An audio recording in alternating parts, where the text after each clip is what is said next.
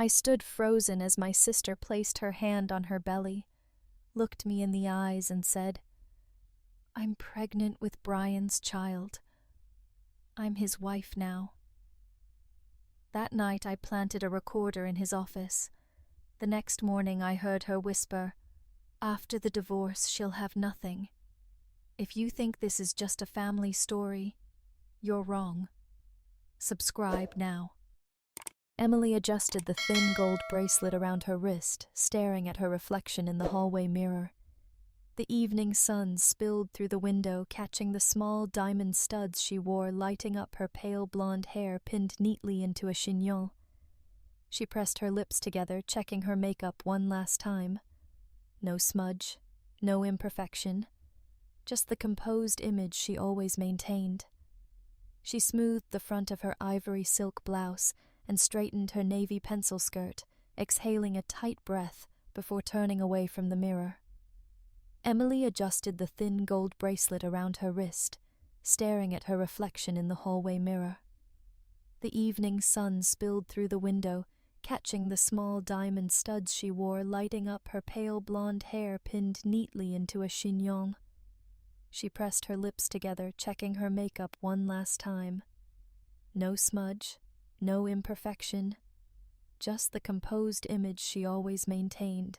She smoothed the front of her ivory silk blouse and straightened her navy pencil skirt, exhaling a tight breath before turning away from the mirror. Emily adjusted the thin gold bracelet around her wrist, staring at her reflection in the hallway mirror.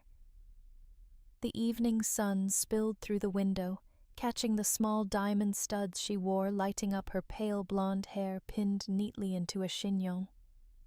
She pressed her lips together, checking her makeup one last time. No smudge, no imperfection, just the composed image she always maintained. She smoothed the front of her ivory silk blouse and straightened her navy pencil skirt, exhaling a tight breath before turning away from the mirror. Emily adjusted the thin gold bracelet around her wrist, staring at her reflection in the hallway mirror.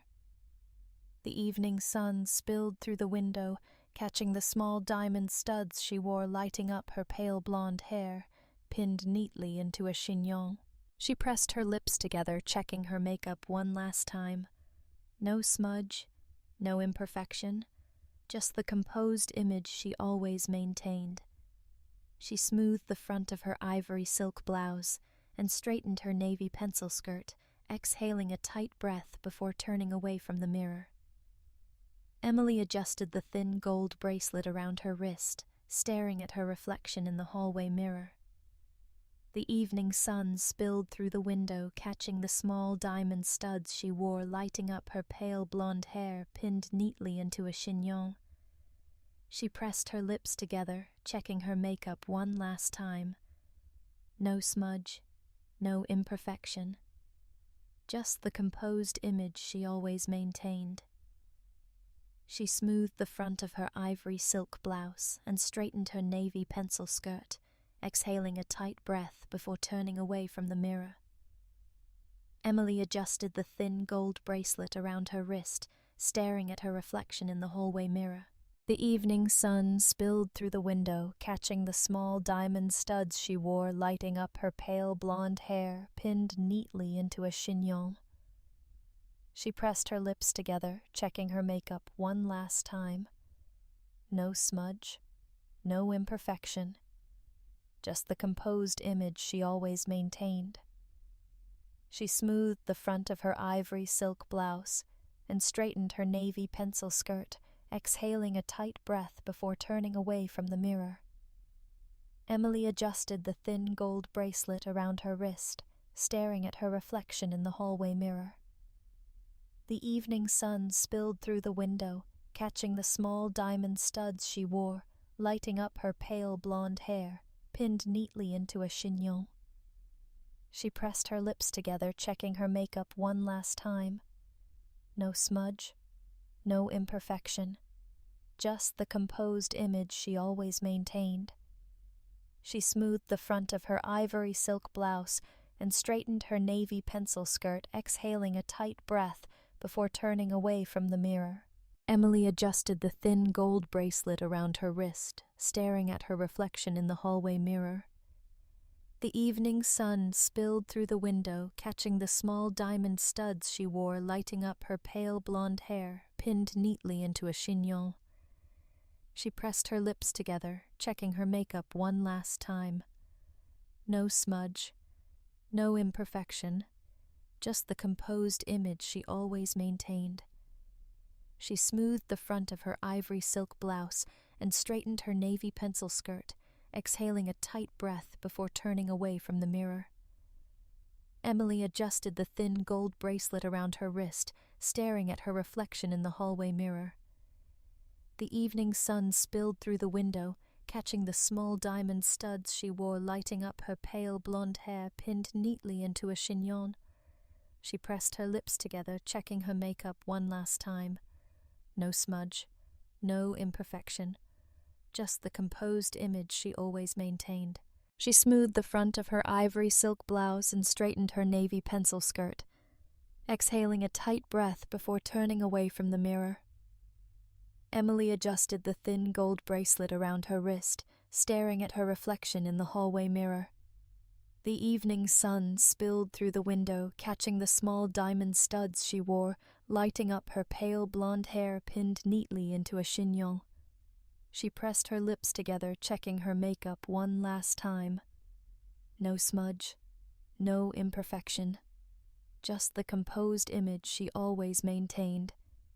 She smoothed the front of her ivory silk blouse and straightened her navy pencil skirt, exhaling a tight breath before turning away from the mirror.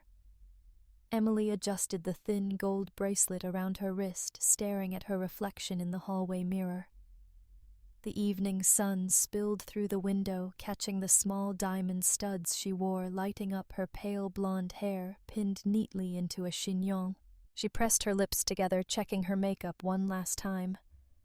No smudge, no imperfection, just the composed image she always maintained. She smoothed the front of her ivory silk blouse and straightened her navy pencil skirt, exhaling a tight breath before turning away from the mirror. Emily adjusted the thin gold bracelet around her wrist, staring at her reflection in the hallway mirror. The evening sun spilled through the window, catching the small diamond studs she wore, lighting up her pale blonde hair, pinned neatly into a chignon. She pressed her lips together, checking her makeup one last time.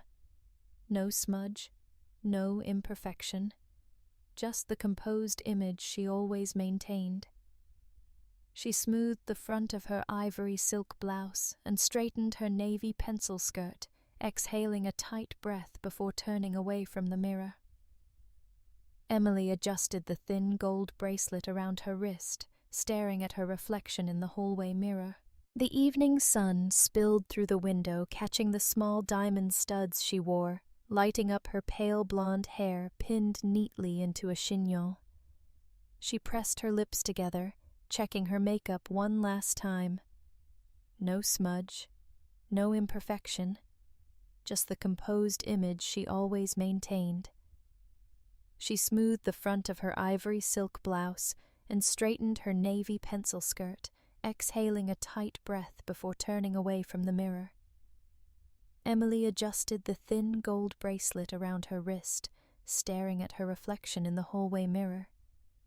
The evening sun spilled through the window, catching the small diamond studs she wore, lighting up her pale blonde hair, pinned neatly into a chignon. She pressed her lips together, checking her makeup one last time. No smudge, no imperfection, just the composed image she always maintained. She smoothed the front of her ivory silk blouse and straightened her navy pencil skirt, exhaling a tight breath before turning away from the mirror. Emily adjusted the thin gold bracelet around her wrist, staring at her reflection in the hallway mirror. The evening sun spilled through the window, catching the small diamond studs she wore, lighting up her pale blonde hair pinned neatly into a chignon. She pressed her lips together, checking her makeup one last time. No smudge, no imperfection, just the composed image she always maintained. She smoothed the front of her ivory silk blouse and straightened her navy pencil skirt, exhaling a tight breath before turning away from the mirror. Emily adjusted the thin gold bracelet around her wrist, staring at her reflection in the hallway mirror. The evening sun spilled through the window, catching the small diamond studs she wore, lighting up her pale blonde hair pinned neatly into a chignon. She pressed her lips together, checking her makeup one last time. No smudge, no imperfection, just the composed image she always maintained. She smoothed the front of her ivory silk blouse and straightened her navy pencil skirt, exhaling a tight breath before turning away from the mirror. Emily adjusted the thin gold bracelet around her wrist, staring at her reflection in the hallway mirror. The evening sun spilled through the window, catching the small diamond studs she wore, lighting up her pale blonde hair pinned neatly into a chignon. She pressed her lips together, checking her makeup one last time. No smudge, no imperfection, just the composed image she always maintained. She smoothed the front of her ivory silk blouse and straightened her navy pencil skirt, exhaling a tight breath before turning away from the mirror. Emily adjusted the thin gold bracelet around her wrist, staring at her reflection in the hallway mirror. The evening sun spilled through the window, catching the small diamond studs she wore, lighting up her pale blonde hair, pinned neatly into a chignon. She pressed her lips together, checking her makeup one last time. No smudge, no imperfection, just the composed image she always maintained. She smoothed the front of her ivory silk blouse and straightened her navy pencil skirt, exhaling a tight breath before turning away from the mirror. Emily adjusted the thin gold bracelet around her wrist, staring at her reflection in the hallway mirror. The evening sun spilled through the window, catching the small diamond studs she wore, lighting up her pale blonde hair, pinned neatly into a chignon. She pressed her lips together, checking her makeup one last time. No smudge, no imperfection, just the composed image she always maintained. She smoothed the front of her ivory silk blouse and straightened her navy pencil skirt, exhaling a tight breath before turning away from the mirror. Emily adjusted the thin gold bracelet around her wrist, staring at her reflection in the hallway mirror. The evening sun spilled through the window, catching the small diamond studs she wore, lighting up her pale blonde hair pinned neatly into a chignon. She pressed her lips together, checking her makeup one last time.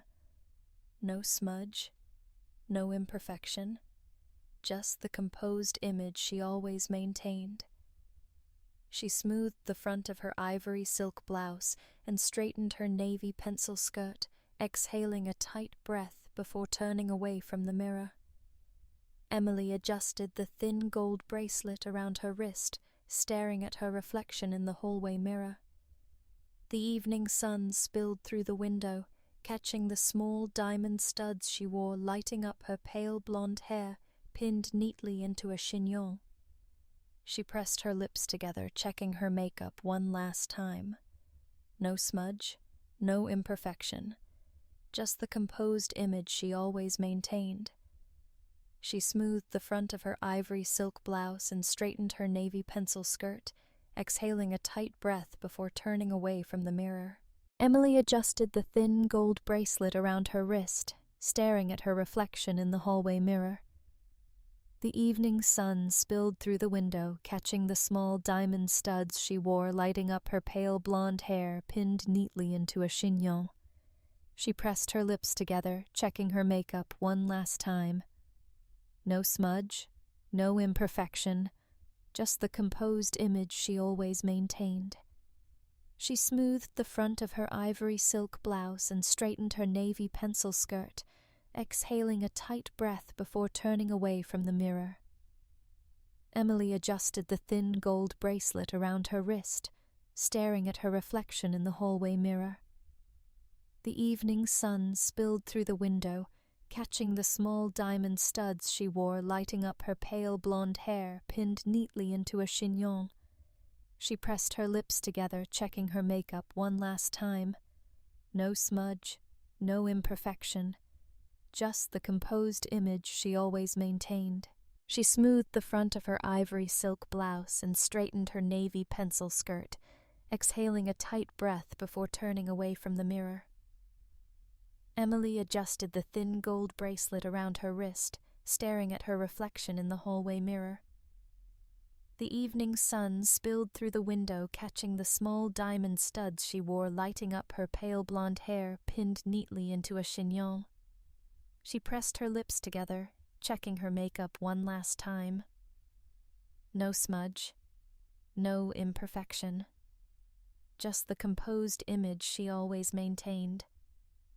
She smoothed the front of her ivory silk blouse and straightened her navy pencil skirt, exhaling a tight breath before turning away from the mirror.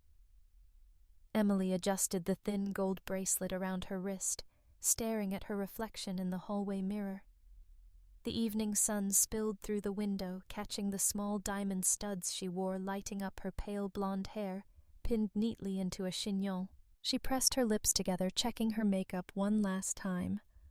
No smudge, no imperfection, just the composed image she always maintained. She smoothed the front of her ivory silk blouse and straightened her navy pencil skirt, exhaling a tight breath before turning away from the mirror. Emily adjusted the thin gold bracelet around her wrist, staring at her reflection in the hallway mirror. The evening sun spilled through the window, catching the small diamond studs she wore, lighting up her pale blonde hair, pinned neatly into a chignon. She pressed her lips together, checking her makeup one last time. No smudge, no imperfection, just the composed image she always maintained. She smoothed the front of her ivory silk blouse and straightened her navy pencil skirt, exhaling a tight breath before turning away from the mirror. Emily adjusted the thin gold bracelet around her wrist, staring at her reflection in the hallway mirror. The evening sun spilled through the window, catching the small diamond studs she wore, lighting up her pale blonde hair, pinned neatly into a chignon. She pressed her lips together, checking her makeup one last time. No smudge, no imperfection, just the composed image she always maintained. She smoothed the front of her ivory silk blouse and straightened her navy pencil skirt, exhaling a tight breath before turning away from the mirror. Emily adjusted the thin gold bracelet around her wrist, staring at her reflection in the hallway mirror. The evening sun spilled through the window, catching the small diamond studs she wore, lighting up her pale blonde hair, pinned neatly into a chignon. She pressed her lips together, checking her makeup one last time. No smudge, no imperfection, just the composed image she always maintained. She smoothed the front of her ivory silk blouse and straightened her navy pencil skirt, exhaling a tight breath before turning away from the mirror. Emily adjusted the thin gold bracelet around her wrist, staring at her reflection in the hallway mirror. The evening sun spilled through the window, catching the small diamond studs she wore, lighting up her pale blonde hair, pinned neatly into a chignon. She pressed her lips together, checking her makeup one last time. No smudge, no imperfection, just the composed image she always maintained. She smoothed the front of her ivory silk blouse and straightened her navy pencil skirt, exhaling a tight breath before turning away from the mirror. Emily adjusted the thin gold bracelet around her wrist, staring at her reflection in the hallway mirror. The evening sun spilled through the window, catching the small diamond studs she wore, lighting up her pale blonde hair, pinned neatly into a chignon. She pressed her lips together, checking her makeup one last time. No smudge, no imperfection, just the composed image she always maintained. She smoothed the front of her ivory silk blouse and straightened her navy pencil skirt, exhaling a tight breath before turning away from the mirror. Emily adjusted the thin gold bracelet around her wrist, staring at her reflection in the hallway mirror. The evening sun spilled through the window, catching the small diamond studs she wore, lighting up her pale blonde hair pinned neatly into a chignon. She pressed her lips together, checking her makeup one last time. No smudge, no imperfection, just the composed image she always maintained. She smoothed the front of her ivory silk blouse and straightened her navy pencil skirt, exhaling a tight breath before turning away from the mirror. Emily adjusted the thin gold bracelet around her wrist, staring at her reflection in the hallway mirror. The evening sun spilled through the window, catching the small diamond studs she wore, lighting up her pale blonde hair pinned neatly into a chignon. She pressed her lips together, checking her makeup one last time. No smudge, no imperfection, just the composed image she always maintained. She smoothed the front of her ivory silk blouse and straightened her navy pencil skirt, exhaling a tight breath before turning away from the mirror. Emily adjusted the thin gold bracelet around her wrist, staring at her reflection in the hallway mirror. The evening sun spilled through the window, catching the small diamond studs she wore, lighting up her pale blonde hair pinned neatly into a chignon. She pressed her lips together, checking her makeup one last time. No smudge, no imperfection, just the composed image she always maintained. She smoothed the front of her ivory silk blouse and straightened her navy pencil skirt, exhaling a tight breath before turning away from the mirror. Emily adjusted the thin gold bracelet around her wrist, staring at her reflection in the hallway mirror. The evening sun spilled through the window, catching the small diamond studs she wore, lighting up her pale blonde hair pinned neatly into a chignon.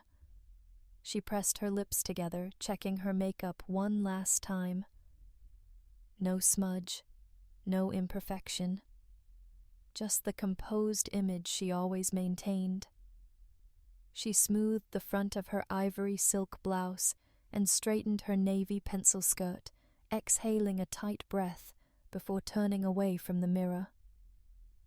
Emily adjusted the thin gold bracelet around her wrist, staring at her reflection in the hallway mirror.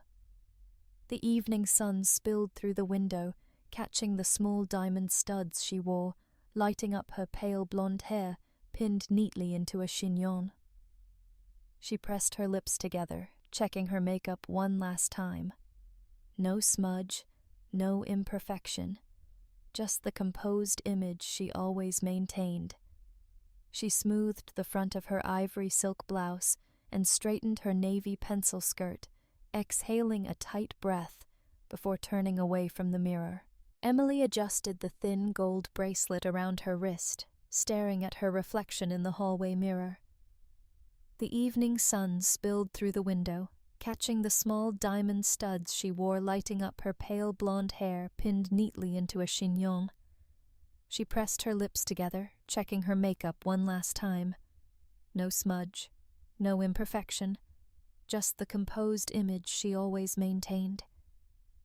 She smoothed the front of her ivory silk blouse and straightened her navy pencil skirt, exhaling a tight breath before turning away from the mirror. Emily adjusted the thin gold bracelet around her wrist, staring at her reflection in the hallway mirror. The evening sun spilled through the window, catching the small diamond studs she wore, lighting up her pale blonde hair pinned neatly into a chignon. She pressed her lips together, checking her makeup one last time. No smudge, no imperfection, just the composed image she always maintained. She smoothed the front of her ivory silk blouse and straightened her navy pencil skirt, exhaling a tight breath before turning away from the mirror. Emily adjusted the thin gold bracelet around her wrist, staring at her reflection in the hallway mirror. The evening sun spilled through the window, catching the small diamond studs she wore, lighting up her pale blonde hair pinned neatly into a chignon. She pressed her lips together, checking her makeup one last time. No smudge, no imperfection. Just the composed image she always maintained. She smoothed the front of her ivory silk blouse and straightened her navy pencil skirt, exhaling a tight breath before turning away from the mirror. Emily adjusted the thin gold bracelet around her wrist, staring at her reflection in the hallway mirror. The evening sun spilled through the window, catching the small diamond studs she wore lighting up her pale blonde hair, pinned neatly into a chignon. She pressed her lips together, checking her makeup one last time. No smudge, no imperfection, just the composed image she always maintained. She smoothed the front of her ivory silk blouse and straightened her navy pencil skirt, exhaling a tight breath before turning away from the mirror. Emily adjusted the thin gold bracelet around her wrist, staring at her reflection in the hallway mirror. The evening sun spilled through the window, catching the small diamond studs she wore lighting up her pale blonde hair, pinned neatly into a chignon. She pressed her lips together, checking her makeup one last time.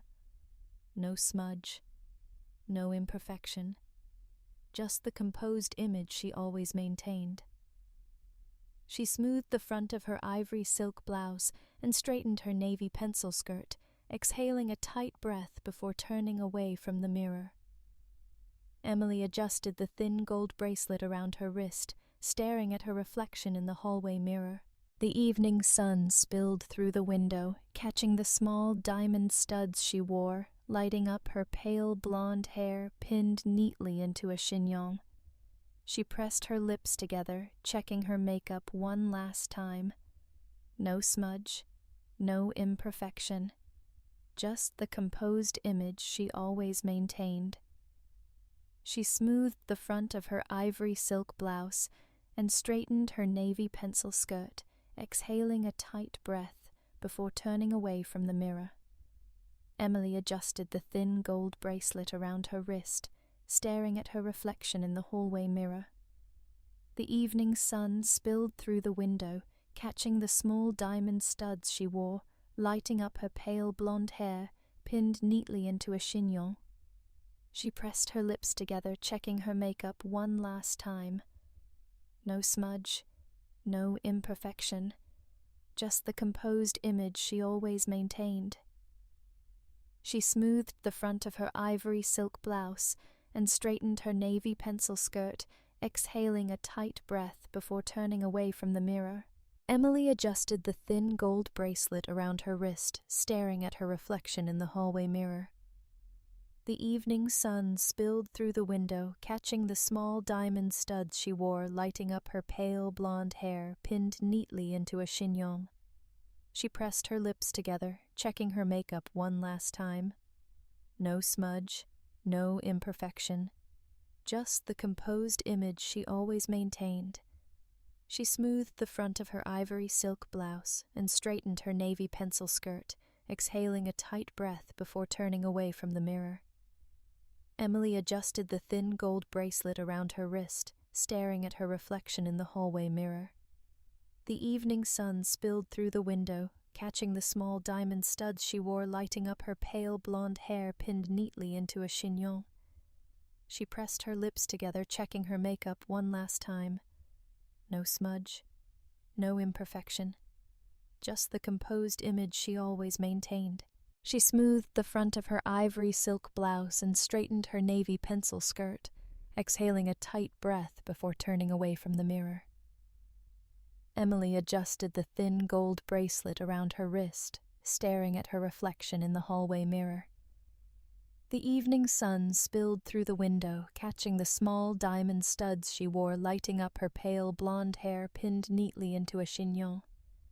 She pressed her lips together, checking her makeup one last time.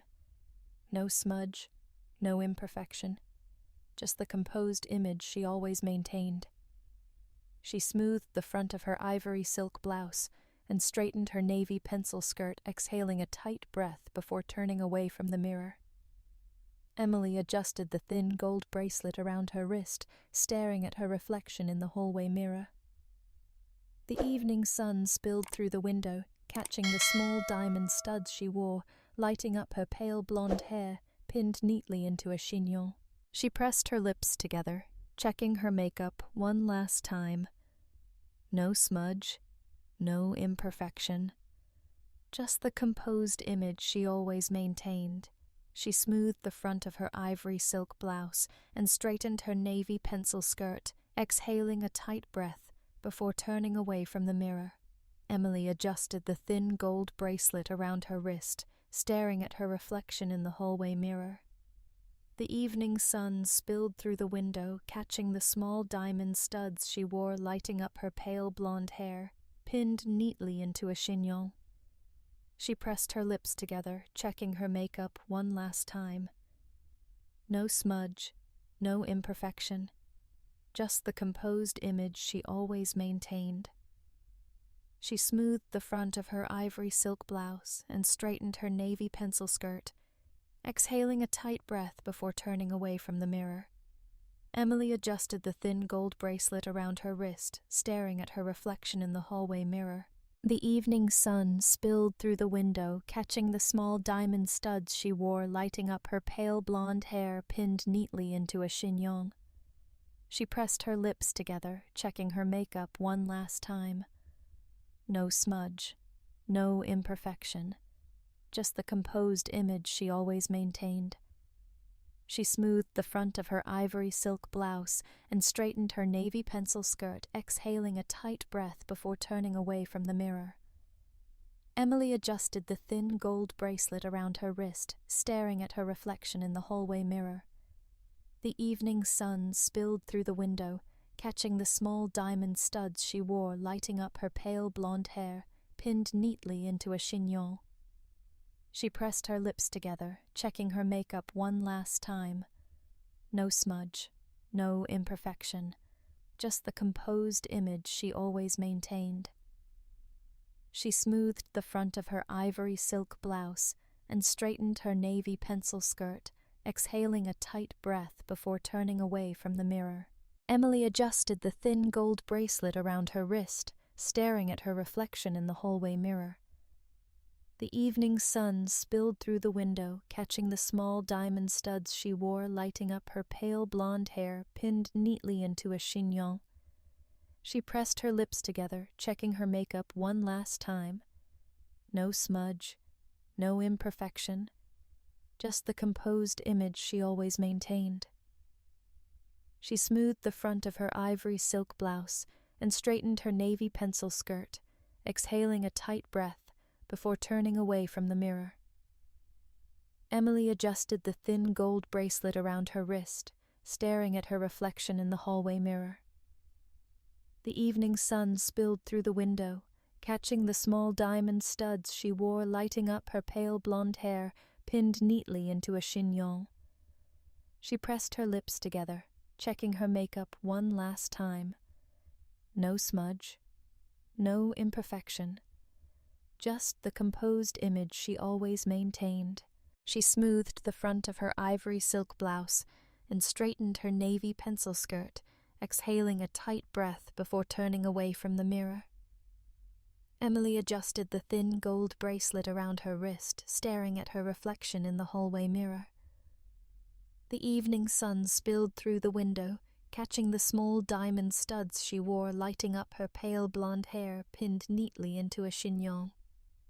She pressed her lips together, checking her makeup one last time. No smudge, no imperfection, just the composed image she always maintained.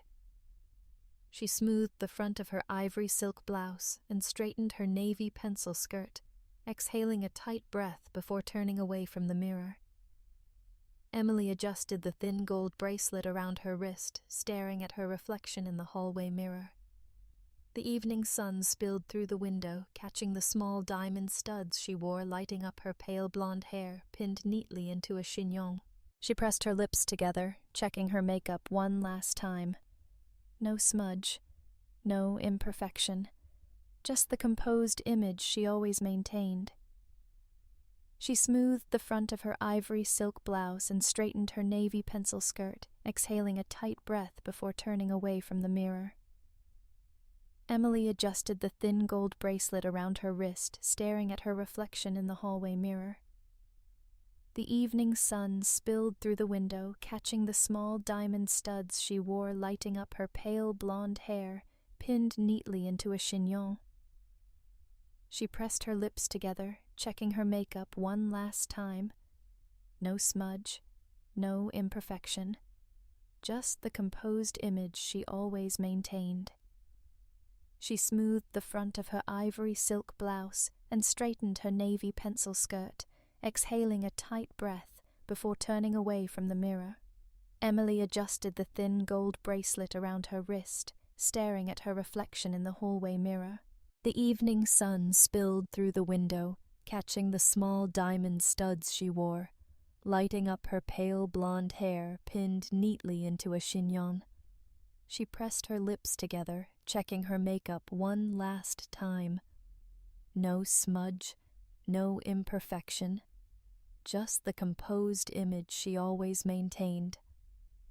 She smoothed the front of her ivory silk blouse and straightened her navy pencil skirt, exhaling a tight breath before turning away from the mirror. Emily adjusted the thin gold bracelet around her wrist, staring at her reflection in the hallway mirror. The evening sun spilled through the window, catching the small diamond studs she wore, lighting up her pale blonde hair, pinned neatly into a chignon. She pressed her lips together, checking her makeup one last time. No smudge, no imperfection, just the composed image she always maintained. She smoothed the front of her ivory silk blouse and straightened her navy pencil skirt, exhaling a tight breath before turning away from the mirror. Emily adjusted the thin gold bracelet around her wrist, staring at her reflection in the hallway mirror. The evening sun spilled through the window, catching the small diamond studs she wore, lighting up her pale blonde hair pinned neatly into a chignon. She pressed her lips together, checking her makeup one last time. No smudge, no imperfection, just the composed image she always maintained. She smoothed the front of her ivory silk blouse and straightened her navy pencil skirt, exhaling a tight breath before turning away from the mirror. Emily adjusted the thin gold bracelet around her wrist, staring at her reflection in the hallway mirror. The evening sun spilled through the window, catching the small diamond studs she wore, lighting up her pale blonde hair pinned neatly into a chignon. She pressed her lips together, checking her makeup one last time. No smudge, no imperfection, just the composed image she always maintained. She smoothed the front of her ivory silk blouse and straightened her navy pencil skirt, exhaling a tight breath before turning away from the mirror. Emily adjusted the thin gold bracelet around her wrist, staring at her reflection in the hallway mirror. The evening sun spilled through the window, catching the small diamond studs she wore, lighting up her pale blonde hair pinned neatly into a chignon. She pressed her lips together, checking her makeup one last time. No smudge, no imperfection, just the composed image she always maintained. She smoothed the front of her ivory silk blouse and straightened her navy pencil skirt, exhaling a tight breath before turning away from the mirror. Emily adjusted the thin gold bracelet around her wrist, staring at her reflection in the hallway mirror. The evening sun spilled through the window, catching the small diamond studs she wore, lighting up her pale blonde hair, pinned neatly into a chignon. She pressed her lips together, checking her makeup one last time. No smudge, no imperfection, just the composed image she always maintained. She smoothed the front of her ivory silk blouse and straightened her navy pencil skirt, exhaling a tight breath before turning away from the mirror.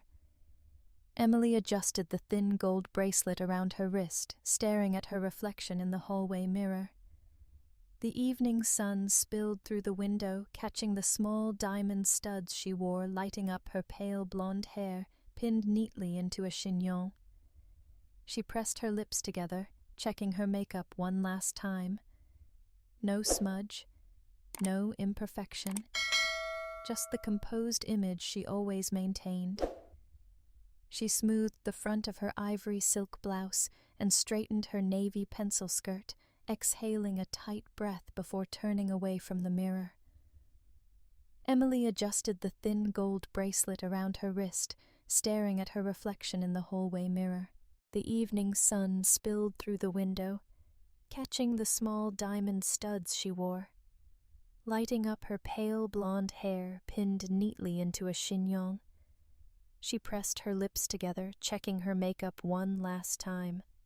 No smudge, no imperfection, just the composed image she always maintained. She smoothed the front of her ivory silk blouse and straightened her navy pencil skirt, exhaling a tight breath before turning away from the mirror. Emily adjusted the thin gold bracelet around her wrist, staring at her reflection in the hallway mirror. The evening sun spilled through the window, catching the small diamond studs she wore, lighting up her pale blonde hair, pinned neatly into a chignon. She pressed her lips together, checking her makeup one last time. No smudge, no imperfection, just the composed image she always maintained. She smoothed the front of her ivory silk blouse and straightened her navy pencil skirt, exhaling a tight breath before turning away from the mirror. Emily adjusted the thin gold bracelet around her wrist, staring at her reflection in the hallway mirror. The evening sun spilled through the window, catching the small diamond studs she wore, lighting up her pale blonde hair pinned neatly into a chignon. She pressed her lips together, checking her makeup one last time. No smudge, no imperfection, just the composed image she always maintained. She smoothed the front of her ivory silk blouse and straightened her navy pencil skirt, exhaling a tight breath before turning away from the mirror. Emily adjusted the thin gold bracelet around her wrist, staring at her reflection in the hallway mirror. The evening sun spilled through the window, catching the small diamond studs she wore, lighting up her pale blonde hair, pinned neatly into a chignon. She pressed her lips together, checking her makeup one last time. No smudge, no imperfection, just the composed image she always maintained. She smoothed the front of her ivory silk blouse and straightened her navy pencil skirt, exhaling a tight breath before turning away from the mirror. Emily adjusted the thin gold bracelet around her wrist, staring at her reflection in the hallway mirror. The evening sun spilled through the window, catching the small diamond studs she wore, lighting up her pale blonde hair pinned neatly into a chignon. She pressed her lips together, checking her makeup one last time. No smudge, no imperfection, just the composed image she always maintained. She smoothed the front of her ivory silk blouse and straightened her navy pencil skirt, exhaling a tight breath before turning away from the mirror. Emily adjusted the thin gold bracelet around her wrist, staring at her reflection in the hallway mirror.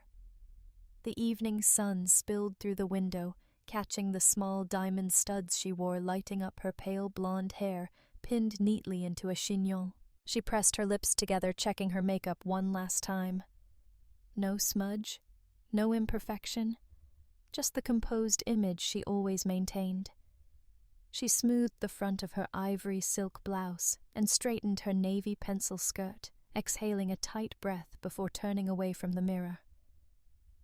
Emily adjusted the thin gold bracelet around her wrist, staring at her reflection in the hallway mirror. The evening sun spilled through the window, catching the small diamond studs she wore, lighting up her pale blonde hair, pinned neatly into a chignon. She pressed her lips together, checking her makeup one last time. No smudge, no imperfection, just the composed image she always maintained. She smoothed the front of her ivory silk blouse and straightened her navy pencil skirt, exhaling a tight breath before turning away from the mirror. Emily adjusted the thin gold bracelet around her wrist, staring at her reflection in the hallway mirror. The evening sun spilled through the window, catching the small diamond studs she wore, lighting up her pale blonde hair pinned neatly into a chignon. She pressed her lips together, checking her makeup one last time. No smudge, no imperfection, just the composed image she always maintained. She smoothed the front of her ivory silk blouse and straightened her navy pencil skirt, exhaling a tight breath before turning away from the mirror. Emily adjusted the thin gold bracelet around her wrist, staring at her reflection in the hallway mirror. The evening sun spilled through the window, catching the small diamond studs she wore, lighting up her pale blonde hair pinned neatly into a chignon. She pressed her lips together, checking her makeup one last time. No smudge, no imperfection, just the composed image she always maintained. She smoothed the front of her ivory silk blouse and straightened her navy pencil skirt, exhaling a tight breath before turning away from the mirror. Emily adjusted the thin gold bracelet around her wrist, staring at her reflection in the hallway mirror. The evening sun spilled through the window, catching the small diamond studs she wore, lighting up her pale blonde hair pinned neatly into a chignon. She pressed her lips together, checking her makeup one last time. No smudge, no imperfection, just the composed image she always maintained. She smoothed the front of her ivory silk blouse and straightened her navy pencil skirt, exhaling a tight breath before turning away from the mirror. The rain came down in sheets, blurring the world outside the windshield into smeared lights and shadows. Emily gripped the steering wheel so tightly her knuckles burned white, her fingernails digging into the leather. The wipers screeched back and forth, rhythmic and useless, failing to clear the torrent cascading down the glass. Her vision pulsed at the edges, each heartbeat pushing against her temples with a dull, throbbing ache. She blinked rapidly, forcing back the tears gathering hot and heavy behind her eyes. Not now. Not here. She needed to see the road. She needed to get away before she collapsed. The dashboard glowed dimly, illuminating her pale, bloodless face in the dark interior. Her lips were parted slightly, chest rising and falling in shallow, ragged breaths. Her pulse fluttered wildly in her throat like a dying bird. She turned onto the main road leading back to their house, tires sliding slightly on the slick asphalt. The city lights fractured through the rain streaks of gold and red and green, distorting the world into a surreal painting that made her stomach twist. Every streetlight she passed illuminated the tears pooling in her eyes, before they fell silently down her cheeks, disappearing into the collar of her coat. She tasted salt on her lips, metal on her tongue. Her hands trembled violently against the steering wheel as her mind spun in wild, disjointed circles. 2 years. 2 entire years. How many dinners had she cooked for Brian while he slipped out for late meetings? How many nights had she lain awake waiting to hear the garage door open, comforting herself with the lie that he was just working hard for their future? A sob tore through her chest, but she swallowed it down her throat, burning with the force of it. She couldn't break down here, not yet, not while driving, not while the world outside roared and wept with her. The red glow of the traffic light up ahead blurred and wavered in her vision. She slowed to a stop, headlights illuminating the swirling downpour like a curtain of silver needles. Her breathing came faster, panic clawing up her ribs. She slammed her eyes shut, gripping the wheel tighter, fingernails biting so deep into her palm she felt the sting of broken skin. In the darkness behind her eyes, the memory played without mercy. They were on the pier. Summer twilight had fallen soft and purple over the water, the last orange glow of sunset rippling across gentle waves. Emily wore a simple white sundress, her hair braided over one shoulder. Brian stood in front of her, his silhouette dark against the pastel sky, shoulders broad and hands tucked nervously into his pockets. She'd been laughing at something he said, teasing him about forgetting to bring wine. He'd smiled then, that crooked, boyish grin that always made her stomach flutter. But his eyes had been serious, fixed on her like she was the only real thing in a dissolving world. Emily. He'd said, his voice low and trembling slightly. She remembered how her laughter had died instantly, her heart beating so loud she could hear it echoing in her ears. "Yeah," she whispered, stepping closer. He dropped to one knee on the weathered boards of the pier, pulling a small velvet box from his pocket with fumbling fingers. The sound of waves against the pilings filled the silence between them, mingled with the sharp cry of a gull circling overhead. He said, voice shaking, as he flipped the box open to reveal a simple diamond solitaire glittering in the fading light. I don't know what life is without you. I don't ever want to know. You're it for me. You always have been." Tears had filled her eyes so fast she saw the world through a prism. Her hand flew to her mouth as he reached out, took her other hand in his warm, calloused one. "Will you marry me?" he whispered, his voice breaking on the last word. She had fallen to her knees, nearly knocking him over as she threw her arms around his neck, sobbing out yes over and over. The ring clutched tight between them as he laughed and kissed her cheeks and lips and eyelids, breathing her in like he couldn't get enough. She remembered thinking that she would spend the rest of her life loving him, protecting him, building something that would last forever. Forever. The memory sliced through her chest with surgical precision, leaving her gasping. The light turned green, and a car behind her honked, the shrill noise ripping her back into the present. She pressed down on the gas pedal, tears spilling freely, now blurring the lights into formless halos. When she pulled into the driveway, the rain had softened into a heavy drizzle, misting the windshield. She turned off the ignition, sitting in the silence as the engine ticked and cooled beneath the hood. Her hands still clung to the steering wheel, knuckles aching, her breath fogging the glass. The house was dark. No lights glowed in the windows. Brian's car wasn't in the driveway. The space beside hers gaped empty, black, and bottomless. A bitter laugh scraped up her throat, but she swallowed it down, tasting blood where she'd bitten her lip. She opened the door, stepping out into the rain. The cold droplets soaked through her thin coat, instantly chilling her to the bone. She didn't bother to pull the collar up. She let the rain wash over her face, plastering her hair to her cheeks and neck, mixing with the silent tears that refused to stop.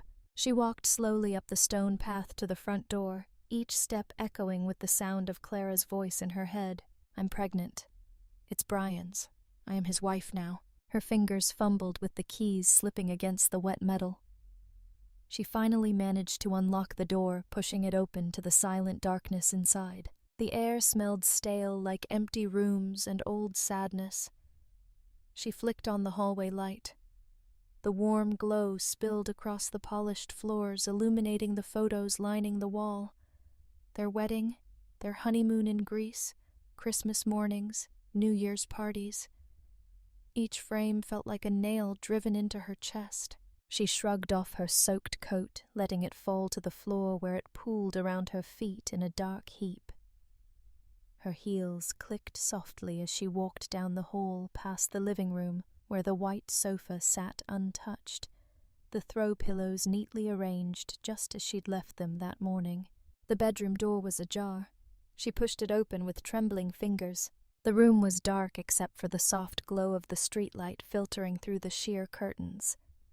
Their bed loomed large and empty, the cream duvet pulled tight and smooth. She stepped forward slowly, as if moving through water, her legs heavy and numb. At the foot of the bed she paused, her eyes falling on the photo on the dresser. It was from their wedding day. Brian stood behind her, his arms wrapped around her waist, his chin resting lightly on her shoulder as she tilted her head back to smile up at him, her veil blowing lightly in the spring breeze. They both looked so happy, so young, so sure. Emily reached out with shaking fingers, tracing the curve of his cheek in the photo. The bright, earnest eyes, the dimple in his left cheek that always deepened when he laughed. A small broken sound escaped her lips. She lifted the photo frame, clutching it to her chest as she sank down onto the edge of the bed. Her body shook with silent sobs, her shoulders trembling under the weight of it all. With fumbling fingers, she slid the wedding ring off her trembling hand. The platinum band glinted in the dim light, cold and heavy in her palm. She held it up, staring at it through tear-blurred eyes. "Taisao," she whispered into the darkness, her voice cracking, breaking, dissolving into nothing. "Why?" The ring slipped from her fingers, landing on the hardwood floor with a soft, metallic clink that echoed through the silent room. She didn't move to pick it up. She didn't move at all.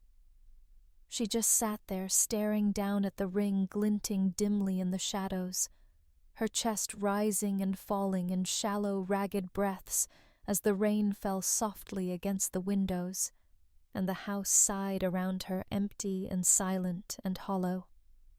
Morning came too soon. Emily opened her eyes to the weak gray light filtering through the curtains. For a moment she lay still, staring up at the ceiling, listening to the silence pressing against her eardrums. The house felt emptier than ever. She felt like she was lying in the ruins of something sacred, something beautiful that had been burned down in a single careless spark. She turned her head. The wedding ring still lay on the hardwood floor where it had fallen the night before, its metallic surface catching the dawn light like a cold eye staring back at her. Her chest tightened, but she didn't cry. Her tears had dried in her sleep, leaving her eyes swollen, her skin raw. There was nothing left to shed this morning. Only resolve. Only the hollow echo of determination thrumming through her veins. She swung her legs over the side of the bed, her bare feet pressing against the cool wood. For a moment, dizziness washed over her, a wave of nausea tightening her throat. But she swallowed it back, forced her breathing to steady, and stood. She walked into the bathroom. Her reflection was a stranger. Pale face, red-rimmed eyes, lips cracked and bloodless. She turned on the cold water and splashed her face, the shock of it clearing some of the fog clouding her mind. She reached for her moisturizer, massaging it into her skin with trembling fingers. Concealer under her eyes. Foundation blended with practiced precision. Neutral eyeshadow. A hint of blush to bring life back to her cheeks. Mascara to hide the fatigue that threatened to swallow her whole. She twisted her hair up into a sleek bun, securing it with 2 golden pins, and sprayed a light mist of perfume on her wrists and neck. Jasmine and bergamot, her signature scent. When she stepped back from the mirror, she looked like herself again. Or at least like the version of herself she needed the world to see today. She walked into her closet, sliding open the doors to reveal rows of neatly pressed suits, blouses organized by color heels lined up like soldiers. Her fingers hovered for a moment before pulling out a black fitted dress with subtle pinstripes, pairing it with a slim leather belt and classic black pumps. Power, authority, control, the language of armor. She dressed quickly, buttoning each button with methodical precision, every movement steady, decisive. When she was done, she slipped her phone into her purse, grabbed her keys from the entry table, and walked out the door. Outside, the air was crisp, the sun hidden behind thick gray clouds. The world felt muted, as if holding its breath. She unlocked her car, slid into the driver's seat, and sat there for a moment, gripping the steering wheel, feeling the cool leather under her palms. Her stomach twisted, her throat tightening around the silent scream clawing its way up from her chest. But she didn't let it out. She couldn't. Not now. She turned on the engine. The radio flickered to life, playing some upbeat pop song that grated against her raw nerves. She switched it off, plunging the car into silence once more. Then she backed out of the driveway and drove toward the city. The glass tower of Mercer Industries rose against the gray morning sky, all mirrored windows and steel edges reflecting the dull light. Emily parked in her reserved spot, stepping out with her head held high, her heels clicking confidently against the concrete as she walked toward the revolving doors. Inside the lobby buzzed with early morning energy, interns clutching coffee cups, executives murmuring into Bluetooth headsets, the receptionist greeting everyone with her bright, practiced smile. Emily walked past them all nodding once, acknowledging greetings with a polite tilt of her head, her expression calm, composed, unbreakable. "Good morning, Ms. Mercer," the receptionist said cheerfully. "Good morning, Dana," Emily replied, her voice steady and smooth. The elevator doors slid open with a soft chime. She stepped inside, pressed the button for the 34th floor, and watched as the numbers climbed, her reflection staring back at her in the polished steel walls. For a brief second, her composure cracked. She saw the flicker of pain, of devastation in her eyes. But she inhaled sharply, straightened her shoulders, and when the doors opened, she was stone again. Her assistant Kevin stood waiting by her office door, tablet in hand. He blinked when he saw her. "Ms. Mercer, I didn't expect you this early, after last night." She raised a hand, cutting him off mid-sentence.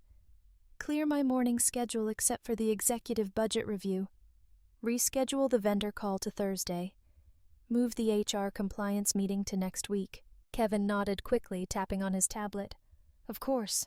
Anything else?" She hesitated, eyes narrowing slightly. "Yes. Bring me the quarterly audit reports and the contact list for private investigators in the city. Personal request, no questions." Kevin blinked again but didn't hesitate. "Understood." She walked past him into her office, the glass walls giving her a panoramic view of the city skyline. The clouds pressed low over the skyscrapers, heavy with unspent rain. She set her purse down on the mahogany desk, sinking into the leather chair with a quiet sigh. For a moment she let her gaze drift across the city below. Her chest ached with the memory of Brian texting her from this very office, teasing her about lunch plans, sending her memes during long board meetings to make her smile. She squeezed her eyes shut, forcing the memories back into the locked box in her mind. She didn't have time for grief today. Today was for strategy. For war. By noon, the fog of numbness had burned away, leaving only clarity, sharp and cold. She picked up her phone and scrolled to the contact Kevin had sent over. Foster and Crane Investigations. Discreet. Professional. Results guaranteed. Her thumb hovered over the call button for a moment, her pulse pounding in her wrist. Then she pressed it. The line rang twice before a deep male voice answered. "Foster and Crane Investigations. This is James Foster speaking." She swallowed her throat so dry she could barely form words. When she spoke, her voice was low, almost a whisper. "Mr. Foster, I need your help. My name is Emily Mercer." There was a brief pause on the other end, then the calm, measured reply. "What can I do for you, Ms. Mercer?" Her fingers trembled around the phone. She tightened her grip until her knuckles turned white, willing herself to remain steady. I need to know everything about two people. Brian Mercer and Clara Bennett." Her voice cracked on Clara's name. She sucked in a sharp breath, tasting iron on her tongue. "I need to know how long it's been, where they meet, what they say, what they do. I need everything." James Foster's voice remained calm, professional. "Understood. Any limitations to surveillance methods or discretion?" Emily closed her eyes. The image of Brian on one knee slipping the diamond ring onto her trembling finger flashed behind her lids. It burned. "No limitations," she whispered. Then louder, her voice trembling but strong. "I need the truth, Mr. Foster. All of it. even if it destroys me. Even if it's the worst thing you've ever had to say to a client." There was a moment of silence on the other end. When he spoke again, his voice was softer, almost respectful. "I understand, Ms. Mercer. We'll get started immediately." She ended the call, placing her phone down on the desk with a shaking hand. Outside the window, the clouds finally broke, releasing a cold, drenching rain over the city. Emily sat there, staring into the downpour, her breathing ragged, her chest heaving with the force of the pain locked inside her ribcage. She pressed her trembling fingers against her lips, whispering to the empty office, "Even if it destroys me, I need to know." Her voice cracked, but her eyes burned with something fierce, something unbreakable. She straightened her back, wiped away the tear slipping down her cheek, and reached for the audit reports on her desk. The war had begun. The email came in at 8:42 a.m. Emily was sitting at her desk, staring blankly at the quarterly forecast spreadsheet on her monitor, its rows and columns dissolving into meaningless lines of numbers. Her coffee sat untouched beside her long-gone cold. She hadn't slept the night before. Every time she closed her eyes, she saw Clara's trembling smile, heard her voice breaking with forced tears. "I'm pregnant. It's Brian's. I am his wife now. I am." Her phone buzzed softly on the desk, jolting her back into the present. The notification bar lit up with a single line, "Foster and Crane Investigations. Subject report attached." Her pulse roared in her ears. She reached for the phone with trembling fingers, unlocking it and opening the email. Her thumb hovered over the PDF attachment icon. For a brief moment she hesitated. Her breath came in shallow, ragged pulls, nausea coiling hot and heavy in her gut. Then she swallowed it down, steeling herself, and tapped it open. The report loaded slowly, each second stretching into an eternity. The first page carried the agency's header and the date, followed by a brief summary in crisp professional language. Subject 1, Brian Mercer. Subject 2, Clara Bennett. Objective surveillance for evidence of ongoing relationship and asset transfer activities. Duration 48 hours. Emily scrolled down. The first image showed Brian and Clara walking side by side along the sidewalk of Pine Street, her arm looped through his. Clara wore a tight cream dress, her hair loose, and curled sunglasses perched atop her head. Brian had his hand resting lightly on the small of her back, his body angled protectively toward her as they walked. They were both smiling. Emily's hand clenched around the phone, her nails digging into her palm. Her pulse fluttered wildly, her vision flickering black at the edges. She forced herself to keep reading. The next page contained a brief note. Subject meeting with legal counsel. Rosen and Feldman LLP, specializing in family and estate law. Duration 1 hour 17 minutes. Beneath it was another photograph. Brian and Clara seated at a polished mahogany table in a minimalist conference room. Brian wore his navy suit tie perfectly knotted, leaning back in his chair with one arm draped casually along the backrest. Clara sat beside him, close enough that their shoulders touched.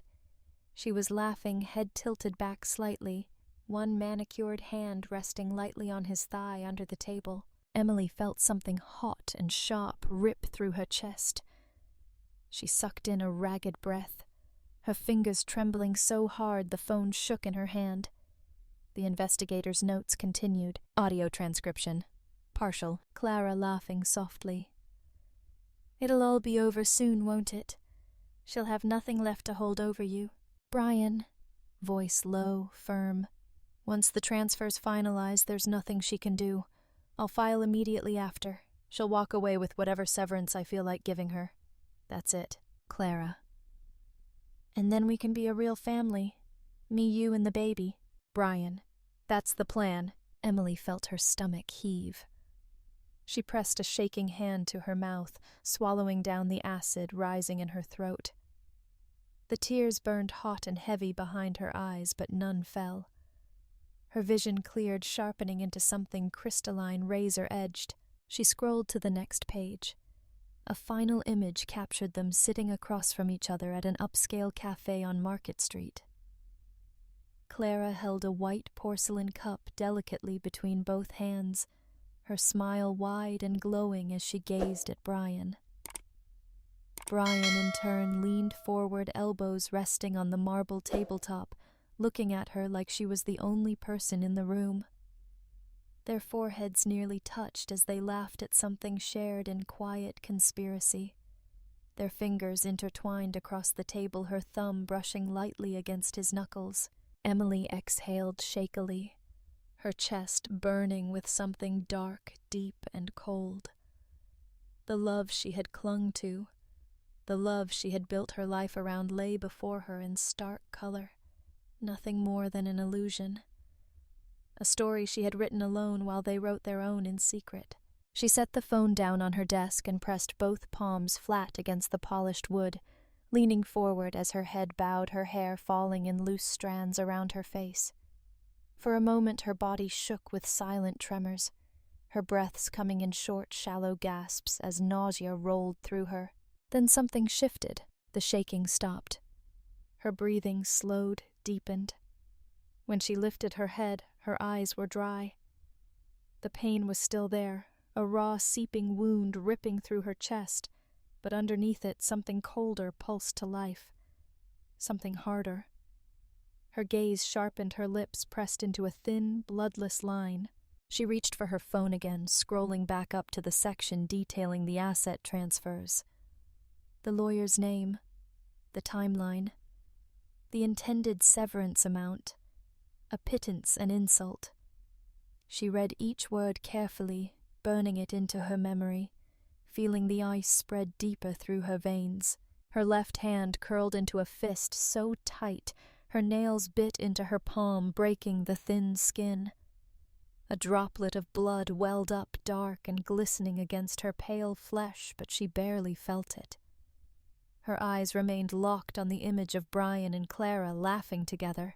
She remembered their wedding day, the way Brian had looked at her as she walked down the aisle, tears in his eyes, voice breaking as he said, "I do." She remembered the house they'd bought together, the weekends spent painting walls and assembling furniture, laughing at their clumsy handiwork. She remembered the quiet nights lying together in bed, his arms wrapped tightly around her, whispering, "You're my everything, Em, my only." The betrayal pressed down on her chest until it felt like she couldn't breathe. But instead of drowning, she felt her lungs expand with a cold, furious clarity. Her gaze hardened. She picked up the phone, called her assistant, and when he answered, her voice was calm, clear, and cold enough to burn. "Kevin, I need you to clear my afternoon schedule. Then call Rosen and Feldman LLP and set up a meeting. No, don't tell them it's me. Just tell them it's urgent and I'll be there at 2. "Of course, Ms. Mercer." Kevin replied, his voice cautious. She ended the call and set her phone down gently on the desk.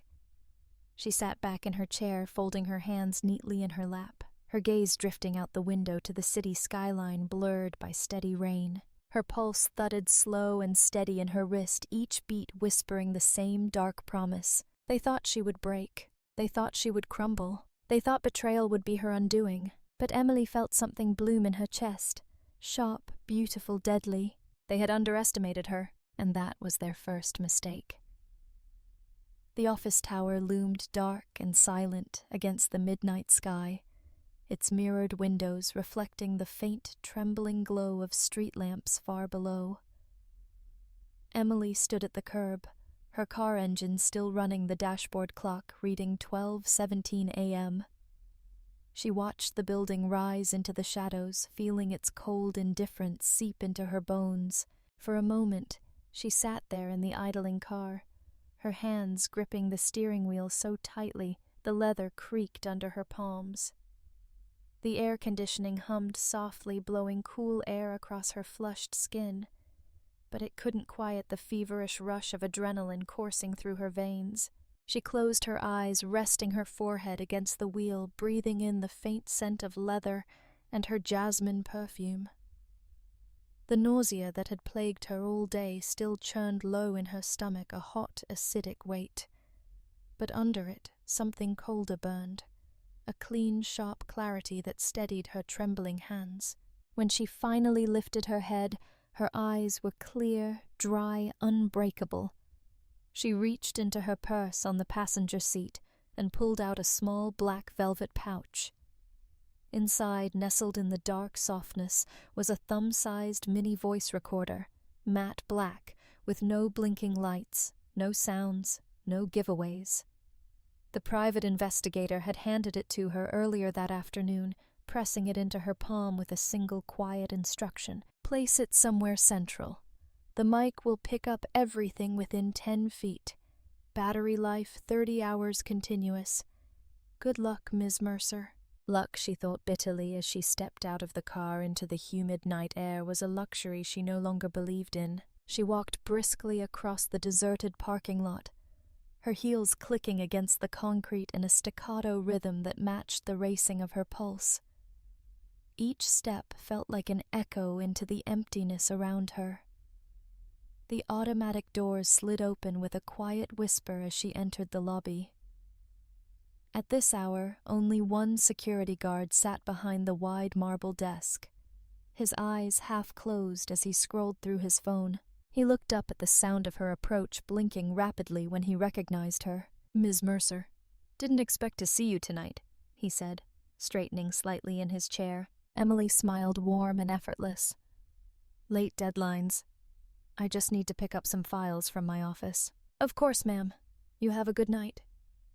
He turned back to his phone, his interest in her presence already fading. She walked to the elevators, pressing the button with a steady hand. The polished brass doors slid open, revealing the dimly lit interior. She stepped inside, pressed the button for the 36th floor, and as the doors closed, she let her smile fade, her shoulders slumping forward slightly as the tension coiled tighter in her chest. The ride up felt endless. Each soft chime of passing floors seemed to vibrate through her bones, rattling her composure. Her reflection in the mirrored walls stared back at her eyes, wide and unblinking pupils dilated with fear, anger, determination. Her hair had loosened from its sleek bun, dark blonde strands framing her pale face. She didn't bother fixing it. When the elevator finally stopped, the doors opened to a darkened hallway, lined with glass office fronts, the city skyline twinkling faintly beyond them. She stepped out silently, her heels muffled by the thick carpet.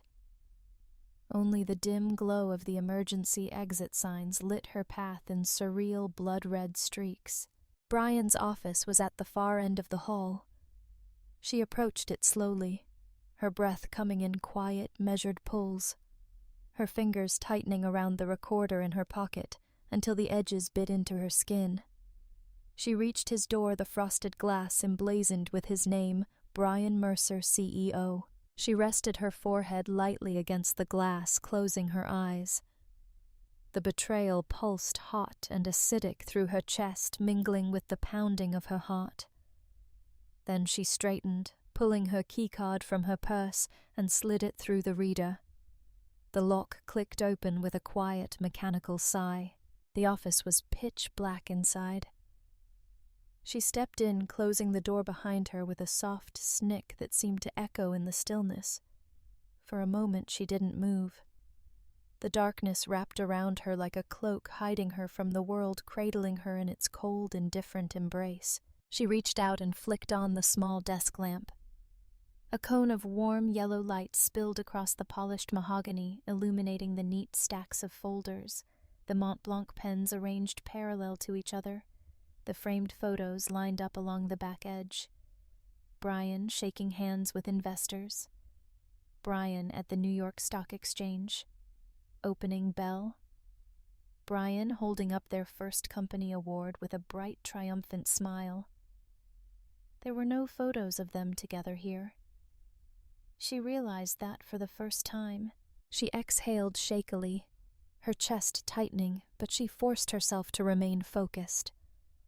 Moving quickly and silently, she rounded the desk, pulling open the top drawer and finding the power strip hidden against the inner side wall.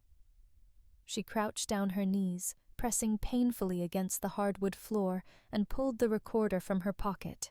Her fingers trembled as she peeled the adhesive backing off the magnetized clip.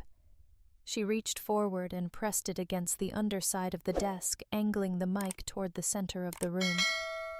The magnet clicked softly as it locked into place. She sat back on her heels, staring at it for a long moment, her breathing ragged and shallow. This was it. The first step in reclaiming her life, her dignity, her future. The first step in proving to them both that she was not the weak, naive little wife they thought they could discard when convenient. The knowledge pulsed in her chest, giving her strength, anchoring her in the silent darkness. She rose slowly to her feet, her knees aching as she straightened. She looked around his office, her gaze drifting over the expensive art prints on the walls, the built-in shelves lined with business strategy books, the decanter of whiskey sitting on the sideboard. Everything here screamed power, wealth, control. Everything here was built from the foundation laid by her father, expanded by her, perfected by her strategies and partnerships. Brian had merely worn the crown she had forged. Her fists clenched at her sides, nails digging crescent moons into her palms. Tears burned hot behind her eyes, but she refused to let them fall. Not here, not in his office. She walked around to the front of the desk, standing in the pool of lamplight, staring down at the empty leather chair. For a long, quiet moment, she simply stood there listening to the hum of the city outside, the muffled pulse of her own heartbeat in her ears. Then she spoke, her voice low, barely more than a whisper, trembling with fury and unbreakable resolve. I will not let anyone steal what I built, what my father built. I will not let them erase everything he worked for, everything I worked for. I will not let them destroy me. The words fell into the darkness, swallowed by the silent room, but they felt solid in her chest, grounding her, fortifying her bones with iron. She reached out and flicked off the desk lamp, plunging the room back into shadow. She turned, walked to the door, and slipped out into the darkened hallway, closing it softly behind her. As she walked back toward the elevator, her footsteps silent on the carpet. Her reflection moved alongside her in the glass walls, a woman shrouded in darkness, her eyes glinting with cold, quiet vengeance. This was the beginning, and Emily Mercer never lost what was hers. The recorder sat in Emily's palm like a loaded weapon. It was just after midnight. She stood in the shadows of her bedroom, the moonlight slicing across the floor in silver slashes, casting long shadows against the cream walls. Her heart thudded so hard she could feel it pulsing in her throat. She hadn't planned to listen to it tonight. Part of her wanted to wait until morning, until she was fully rested, until her mind was clear. But the darker part of her, the part that burned with cold fury, needed to hear it now, needed to know the truth, while her anger was still white-hot, still able to forge her into steel. She sat on the edge of the bed, slipped in her wireless earphones, and pressed play. The first sound was the rustle of fabric, a chair scraping across hardwood. Then Brian's voice, low, casual, dripping with practiced charm. Relax, Clara. It's just a board meeting. They won't challenge the transfer as long as we keep the narrative clean. Clara's laugh was soft and brittle like glass breaking under a silk glove. Emily could hear her smile as she spoke. You think I care about the board, Brian? They're nothing. The only person standing in the way is your precious wife. There was a pause. Emily imagined Brian shifting uncomfortably, running his hand through his hair like he always did when he felt cornered. She won't fight it, he muttered. She's not built for this. She's too soft. Clara snorted, the sound sharp-edged with contempt. Soft. Don't fool yourself. She's weak, yes, but she's not soft. She's ice. That's why you hate going home at night, isn't it? All that frozen silence, all that cold dignity. Brian didn't answer. The silence between them crackled heavy and suffocating. When he finally spoke, his voice was tired, resigned. I just want this over with. The asset transfer, the divorce. All of it. Clara's tone turned silky sweet like poison honey. It will be. Soon. Once you file for divorce, she'll be out on the street with nothing. The prenup was ironclad, wasn't it? A soft shuffle. Emily imagined Clara leaning in closer, her perfume clouding the air around them like the toxic fog it always was. Say it, Clara whispered, her voice low and commanding. Say it out loud. Brian exhaled shakily. When he spoke, his words were flat, stripped of any remnants of affection. Once I file, she'll have nothing. She'll be gone. And then, it's just you and me. Clara laughed softly, a sound that made Emily's skin crawl even through the recording. That's right, Clara purred. Just us. Just like it should have been from the start. Emily's hands shook around the recorder, her fingernails digging deep crescent moons into her palms until her skin split and warm blood pooled in her lifeline. But she didn't feel the pain. Her eyes burned with unshed tears, blurring the darkened room around her as the conversation continued. Brian spoke again, quieter now, his voice fading slightly, as if he was leaning back in his chair. Have the lawyers drafted everything? They're finalizing the revisions tonight, Clara replied, her tone brisk, businesslike. The stock transfer will go through first. Once you sign it over, your position as CEO becomes non-essential, and the board will have no choice but to remove you. Brian's breath hitched. Remove me. Temporarily, Clara said, her words clipped with impatience. You step down, take the heat off, let the scandal pass. By then I'll have secured the controlling shares under my name. You'll be free of all this baggage. Emily felt the bile rise in her throat, hot and acidic. Baggage. That's what she was to them. Baggage to be discarded once it had outlived its usefulness. Brian's voice dropped to a hoarse whisper. And Emily? There was a pause. Then Clara spoke, her tone turning cold, razor-sharp, slicing straight through the quiet. She walks away with nothing, just as she deserves. Emily yanked the earphones out, the silence of her bedroom rushing back to fill the void left by their venomous words. Her chest heaved as her body shook with silent sobs, each breath catching painfully in her throat. Tears spilled down her cheeks, hot and unstoppable, falling onto her trembling hands. But then through the haze of pain, a small, bitter smile curved her lips. She pressed a hand to her mouth to stifle the sobs that threatened to spill out her shoulders, trembling violently. The tears fell faster now, dripping onto her knees, pooling in the folds of her silk nightgown. Her chest burned with the force of her grief, her betrayal, her rage. And yet, she smiled, because despite the agony pulsing through her veins like poison, something sharp and cold and beautifully lethal had awakened within her. She closed her eyes, letting the tears fall unchecked down her cheeks. When she finally spoke, her voice was nothing more than a hoarse whisper echoing into the empty room. Trò chơi mới chỉ bắt đầu. The words tasted like blood and steel on her tongue. Her voice shook, but beneath the tremor lay an unbreakable resolve coiled tight and ready to strike. Emily wiped the tears from her cheeks with the back of her hand, leaving streaks of mascara across her pale skin. She rose from the bed, standing in the moonlit shadows, her spine straight, her chin lifted. Her reflection in the dark window stared back at her, eyes hollow with grief, but blazing with something fierce and unforgiving. They thought they had won. They thought they had broken her. But Emily Mercer had built empires from dust, forged power from betrayal, and carved her name into the walls of boardrooms filled with men who underestimated her. Brian and Clara's mistake wasn't in their betrayal. It was in thinking she would stay quiet. She closed her fingers tightly around the recorder, feeling its sharp edges dig into her palm, grounding her in the moment. Outside, the wind picked up, rattling the windows, howling through the eaves like a battle cry. Emily turned toward the darkness, her eyes narrowed, her lips set in a grim, determined line. They wanted a war. She would give them one. The morning sun had barely risen when Emily parked her car along the curb outside a nondescript brick building on Broad Street.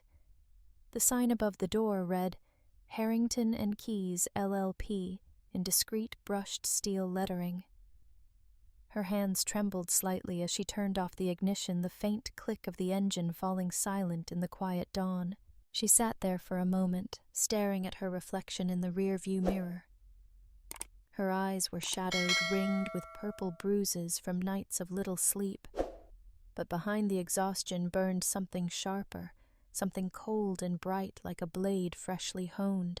She smoothed her hair back into its sleek chignon, reapplied her lipstick with quick, precise strokes, and stepped out of the car. The early morning air was crisp, cutting through her thin black wool coat as she walked up the stone steps to the entrance. Her heels clicked rhythmically against the marble floor as she entered the lobby. The receptionist looked up startled to see a client arrive before business hours. Emily offered her a tight smile. "Emily Mercer for Mr. Harrington. He's expecting me." The young woman nodded quickly, typing her name into the system, before gesturing to a set of frosted glass doors down the hall. "He's in his office. Go right in." Emily nodded once her shoulders squared as she walked down the corridor, the thick carpet muffling her steps. She paused outside the last door, inhaling deeply to steady her shaking hands, then knocked once before pushing it open. The office smelled of leather and old wood lined with mahogany bookshelves stacked with legal volumes and framed certificates. Richard Harrington sat behind his massive oak desk, gray-haired and barrel-chested in a navy three-piece suit. His steel-rimmed glasses perched low on his nose as he read through a document, eyes flicking up when she entered. "Emily." His gravelly voice rumbled through the quiet room. "Take a seat." She walked forward, lowering herself into the leather chair opposite him. For a brief moment neither spoke. Richard studied her face, noting the tremor in her hands, the tight set of her mouth, the exhaustion etched into the delicate lines around her eyes. But what caught his attention most was the fire burning in their depths, an ember of cold rage that flickered and sparked beneath the mask of calm. She reached into her handbag and pulled out a thick manila folder, sliding it across the desk to him with steady fingers. He raised a silver eyebrow as he accepted it, flipping it open. His eyes scanned quickly over the first page, then narrowed as he turned to the next and the next. Photographs, transcripts, surveillance reports, audio recordings, the proof of betrayal laid out in stark black and white. Emily sat perfectly still, her back straight, her breathing quiet and controlled. But inside her pulse thundered so violently she felt it in her teeth, her skin tingling with adrenaline. After several minutes of silence, Richard closed the folder with a soft thump, removing his glasses and folding them neatly on top of it. He leaned back in his chair, steepling his thick fingers under his chin as he regarded her with narrowed, assessing eyes. "This is comprehensive," he said finally, his voice carefully neutral. "Surveillance reports, financial transfer drafts, even recordings. How long have you been collecting this?" 72 hours, Emily replied evenly, her voice cold and stripped of all tremor. "I hired Foster and Crane the morning after Clara's announcement." Richard exhaled through his nose, shaking his head slightly in quiet admiration. "You don't waste time." "No," she said softly, her gaze locked, unflinching with his. "I don't." He was silent for another long moment, drumming his fingertips once against the folder before speaking again. "You understand what this means, Emily. If you pursue this, the divorce contesting the transfer filing for fraud and breach of fiduciary duty, it will be brutal, public. Their lawyers will go after your character, your competence, your mental health. They will drag you through the mud in ways you haven't even begun to imagine." He leaned forward, his eyes sharp and heavy with the weight of truth. "This isn't a clean break. It will take months, maybe years. They will threaten everything you've built, your reputation, your standing with the board. They will try to destroy you." Emily didn't flinch. Her hands rested calmly in her lap, her spine straight, her shoulders squared. When she spoke, her voice was quiet, but edged with something that made even Richard hardened by decades of high-stakes litigation pause. I know. He studied her, searching her expression for any flicker of doubt, any crack in the steel armor she wore so effortlessly. But there was none. Only the quiet, burning certainty of a woman who had finally decided she would not be preyed upon again. Richard leaned back in his chair, exhaling slowly. He tapped the folder, once his fingers heavy against the worn cardboard. "If you're ready, Emily, this will be a war." Her eyes never left his as she nodded once sharply like a blade coming down on bone. "Then it's a war," she said, her voice calm, almost gentle. "I will not let them take what my father built. What I built. They thought they could ruin me. But I am not the one who will end up ruined." Richard's lips curved into a small, grim smile. He picked up his glasses and slid them back onto his nose. "Very well. We begin today. I'll draft an injunction to freeze the transfers before noon. I'll need you to sign an affidavit to authenticate these recordings. And Emily..." She paused as she rose to her feet, looking down at him, her expression cool and unflinching. "Yes." His eyes met hers, steady and direct. "You have to be sure about this. There is no walking away once we begin. Are you ready for that?" Emily smiled, but there was no warmth in it, only the sharp, cold curve of iron bending to purpose. "I've never been more ready for anything in my life," she said softly, her voice slicing through the quiet room like a blade. "Do it." Richard nodded once slowly, then opened the folder again, his thick fingers already rifling through the pages as he reached for his phone. As Emily walked out of the office, her heels clicking sharply against the marble floor, the receptionist looked up from her desk with wide eyes, startled by the fierce glow radiating from the tall, elegant woman striding past her. Emily paused at the glass doors, looking out at the city waking up under the pale dawn light. For the first time in days, her chest felt clear, her breathing easy. The fear was still there, a dull throb in her gut, but beneath it burned something stronger, something unbreakable. Resolve. She stepped out into the cold morning air, lifting her face to the chill wind as it whipped strands of hair loose from her bun, carrying them behind her like banners. She breathed in deeply, tasting the salt of her own tears drying on her lips, and whispered softly to herself, the words carried away on the rising wind. "I am ready." And she was, because Emily Mercer had finally declared war, and Emily Mercer never lost. Morning came cloaked in bruised gray clouds that pressed low over the city skyline. Emily stood before her bedroom window, watching the faint outlines of skyscrapers flicker and blur through sheets of rain. Her reflection in the glass stared back at her, hair slicked back into a severe bun, black silk blouse tucked into tailored trousers, her eyes dark with exhaustion and burning with unbreakable resolve. She picked up her phone and read the text from Richard again. "Boardroom, 8 a.m. sharp. This is it." She slipped the phone into her purse, squared her shoulders, and left the room without another glance at her reflection. The boardroom on the 39th floor was already half full when she arrived. The hum of murmured conversation died as Emily walked in, her heels striking the polished marble floors with precise, measured steps. She could feel their eyes on her.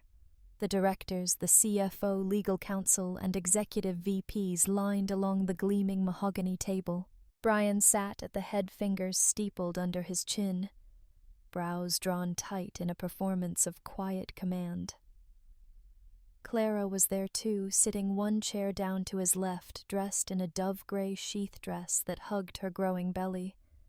Her hair fell in perfect waves around her shoulders. She caught Emily's gaze and offered her a small, pitying smile. Emily felt her pulse flutter, but her face remained an unmoving mask.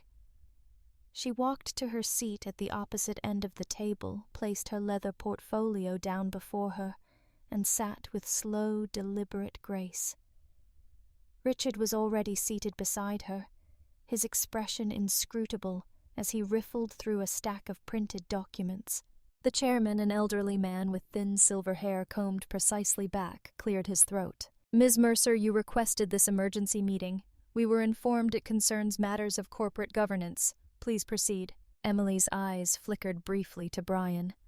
His mouth curled into a small, amused smirk as he sat back in his chair, arms folded loosely across his chest. Thank you, Mr. Chairman. She began, her voice calm, smooth as glass.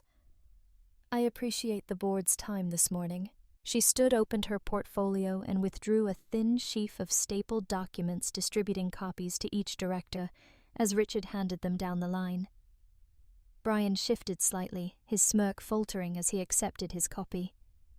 Clara frowned, glancing nervously at him. This, Emily said, her voice echoing in the silent boardroom, is a full transcription of a conversation recorded 3 days ago in Brian Mercer's office. In it, you will find a detailed outline of his plan to transfer controlling shares of Mercer Holdings to Clara Bennett, under the pretense of a severance and estate restructuring, and his intention to file for divorce from me in order to execute this plan without board approval. A soft gasp escaped one of the female directors. Papers rustled as they flipped pages in growing alarm. Emily paused, letting her words sink in like slow poison. She continued, her tone never wavering. Further included are images captured by a licensed investigator showing Brian and Ms. Bennett meeting with Rosen and Feldman LLP to finalize asset transfers that would effectively oust him as CEO, temporarily install Ms. Bennett as proxy, and upon reinstatement leave her with majority voting power. Brian slammed his hand down onto the table, the sound cracking through the stunned silence. This is absurd, he snarled, eyes flashing with fury as he glared down at the transcript before him. You hired a private investigator to spy on me, on us. Emily didn't flinch. She tilted her head slightly, studying him with cool, detached precision. I protected my family's company, she replied softly, her words slicing through the rising chaos like a scalpel. The company my father built. The company your greed nearly destroyed. Clara stood abruptly, knocking her chair back against the glass wall behind her. This is harassment, she snapped, her voice trembling with thinly veiled panic. You're doing this because you're jealous. Because Brian chose me. Sit down, Ms. Bennett. Richard interjected, his voice calm and absolute, the quiet force of decades spent in boardrooms carrying each syllable. This is a closed board session. You are not a voting member. Clara's face flushed a deep, blotchy crimson. She glanced at Brian for support, but his eyes were fixed on Emily, blazing with silent, murderous rage. The chairman cleared his throat again, his thin hand shaking slightly as he adjusted his glasses. These allegations are substantial, he said, his voice quavering with shock. Mr. Mercer, do you deny the authenticity of this transcript? Brian opened his mouth, closed it, then opened it again. Words faltered on his tongue as he scrambled for some foothold of credibility, but the quiet, condemning rustle of pages in every director's hands suffocated him. Emily watched the subtle shift in his posture, the sag of his shoulders, the twitch at the corner of his eye. She saw the moment he realized he was trapped. Finally, he spoke, his voice rough with desperation. This is a private family matter. My personal life has no bearing on my position here. That is incorrect, Richard interrupted sharply, tapping the document before him with one thick finger. You have committed fraud, misappropriation of fiduciary assets, and attempted a hostile takeover by proxy using marital estate loopholes. These are grounds not only for termination, but for criminal investigation. The room fell silent. Clara slumped back into her chair, her face pale and blank as she stared down at the polished table. Brian's hands trembled where they rested atop his transcript. Emily felt her pulse slow, each beat ringing with calm finality. She folded her hands atop her portfolio, lifted her chin, and met the chairman's gaze directly.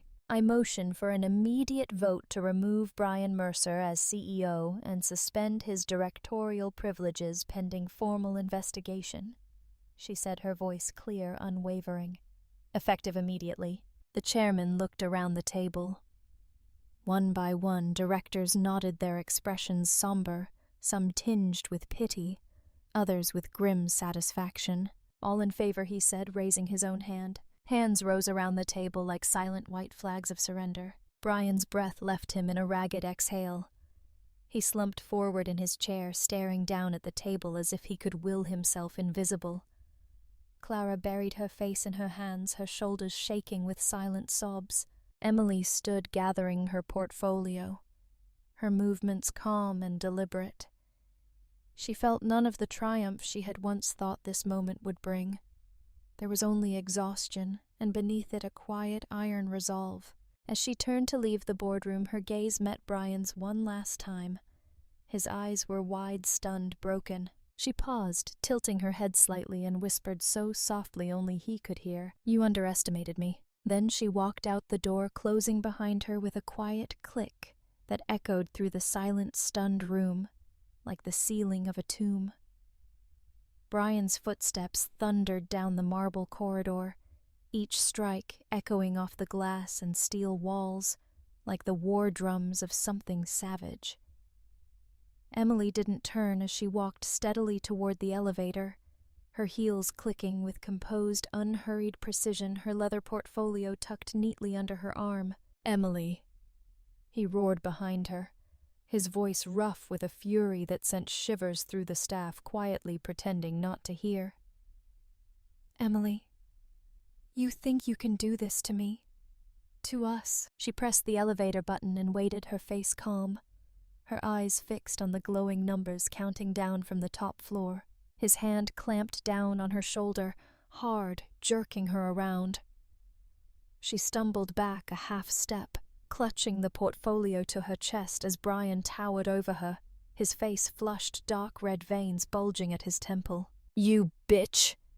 He spat, his breath sour with stale coffee and rage. "Do you have any idea what you've done? You've destroyed everything."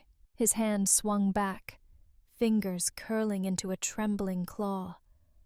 Emily saw the movement before it came, saw the muscles tense in his forearm, the way his eyes flashed with something feral, unthinking.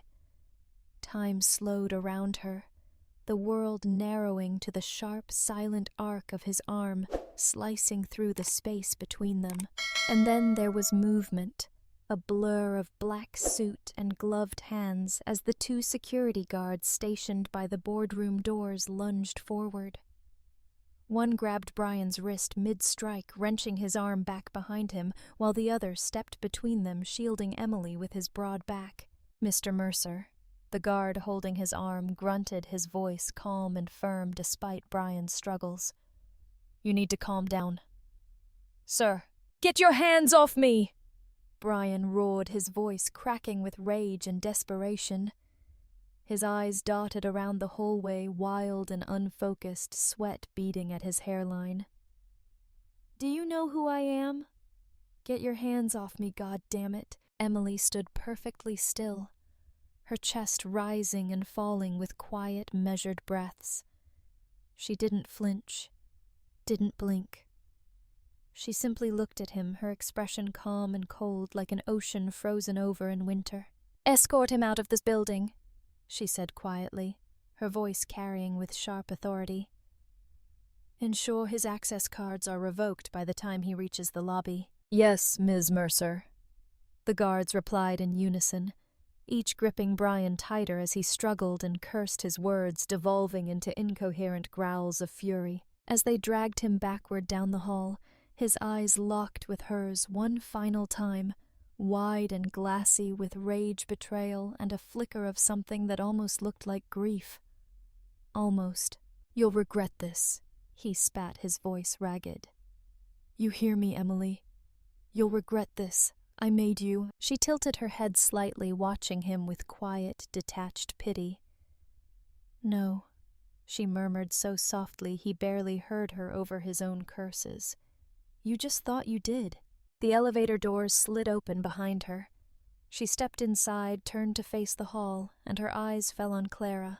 Clara stood trembling against the wall, arms wrapped protectively around her belly. Tears streamed down her flushed cheeks, leaving streaks of mascara in their wake. Her eyes were wide with fear, disbelief, and something desperate, something broken. "Emily," she sobbed, her voice ragged with hysteria. "Emily, please. Please don't do this. You have to understand. I didn't mean for it to be like this. I did it because I love him. I love him so much." Emily watched her for a long, silent moment, her expression unchanging. The elevator doors tried to close, but she reached out and pressed the button to hold them open, never breaking Clara's gaze. "You love him," she repeated softly, tasting the words on her tongue like something bitter and rotting. Her voice was calm, quiet, edged with a razor's precision. "Don't lie to yourself, Clara." Clara shook her head violently, sobs choking her words. No, Emily, please. I swear to you, it was always love. I know what it looks like, but it was love. Don't, Emily, cut her off." Her voice low, deadly calm. "Don't ever confuse love with what you did." Clara's sobs broke into hiccuping gasps. She clutched her belly tighter, as if trying to fold in on herself, as if trying to protect whatever was left of the lies she had wrapped around herself like a comfort blanket. "You didn't do this out of love?" Emily said, her voice soft but unyielding, slicing through Clara's illusions like a blade through silk. "You did this out of greed, out of jealousy, out of the bottomless void inside you that you've spent your entire life trying to fill with someone else's happiness." Clara's knees buckled. She slid down the wall to the marble floor, sobbing into her hands, her shoulders shaking with each ragged breath.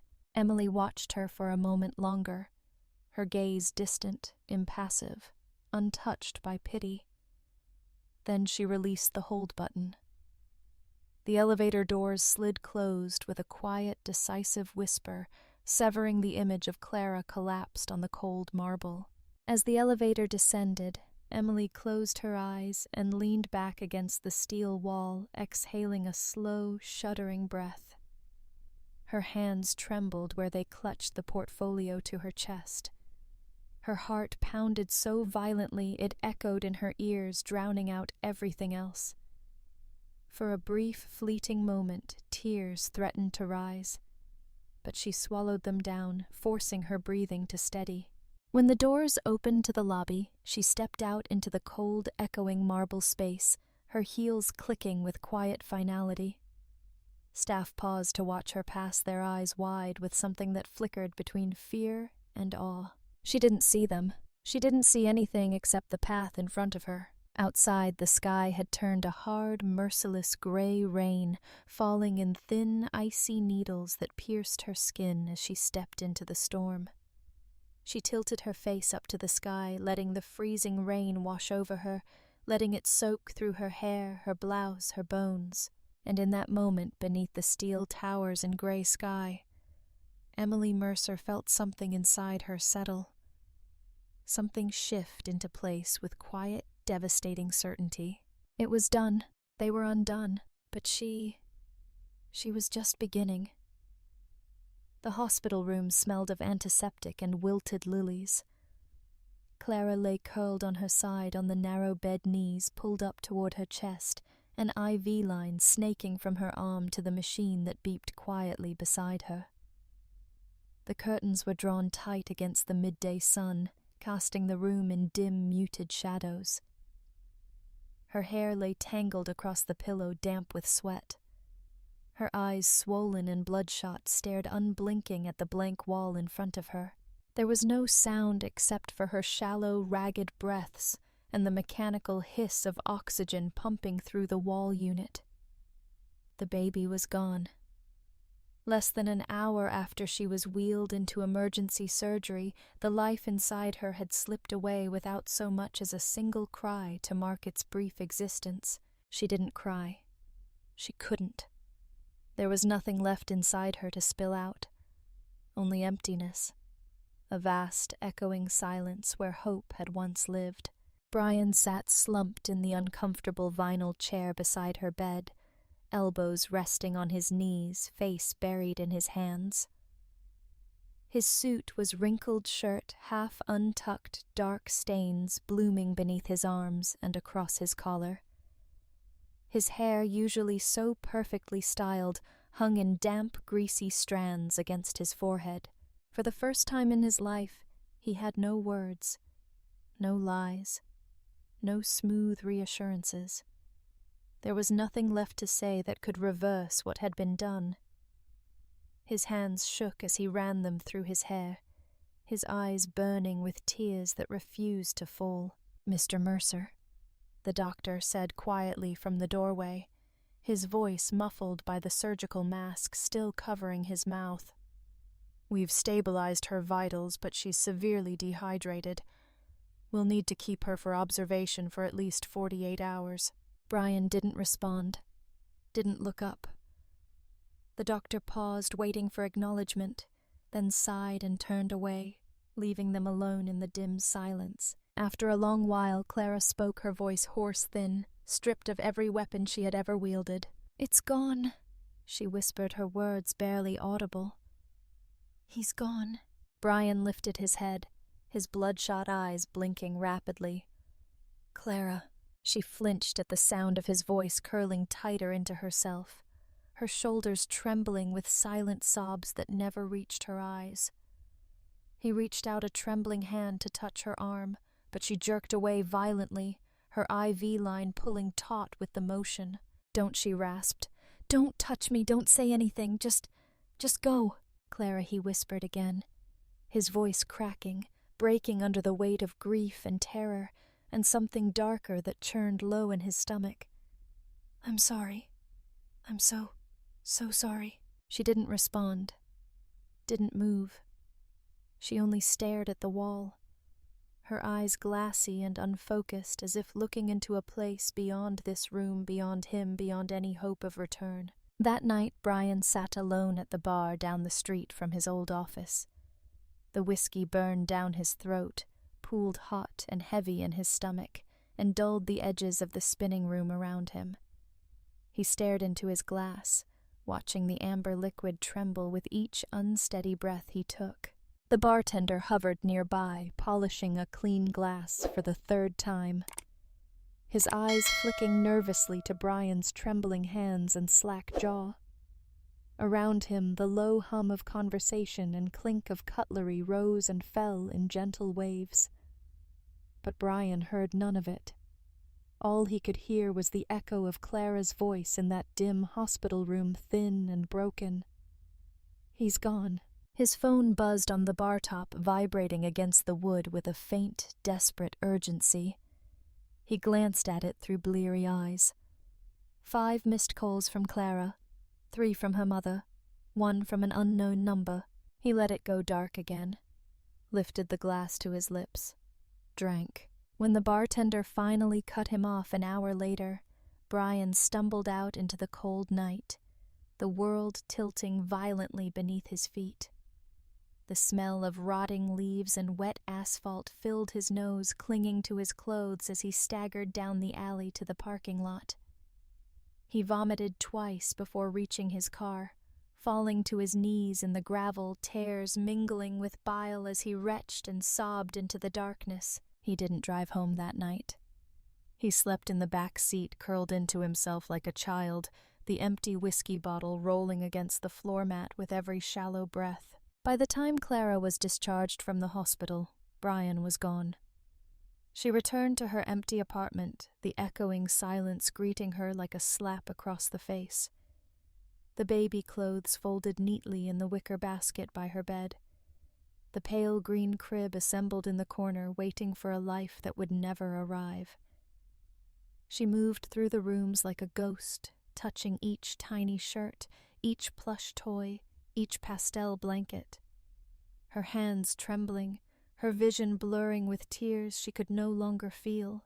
She packed a single suitcase, clothes, toiletries, her passport.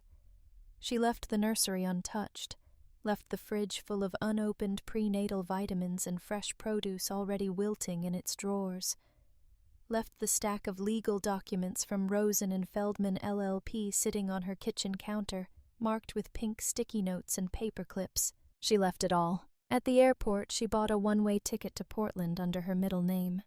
Paid cash. She didn't call her mother, didn't call Brian, didn't call anyone. When the plane took off, she stared out the window at the lights of the city below. Her reflection ghosted in the glass. For the first time since she was 16, there was no plan waiting for her on the other end.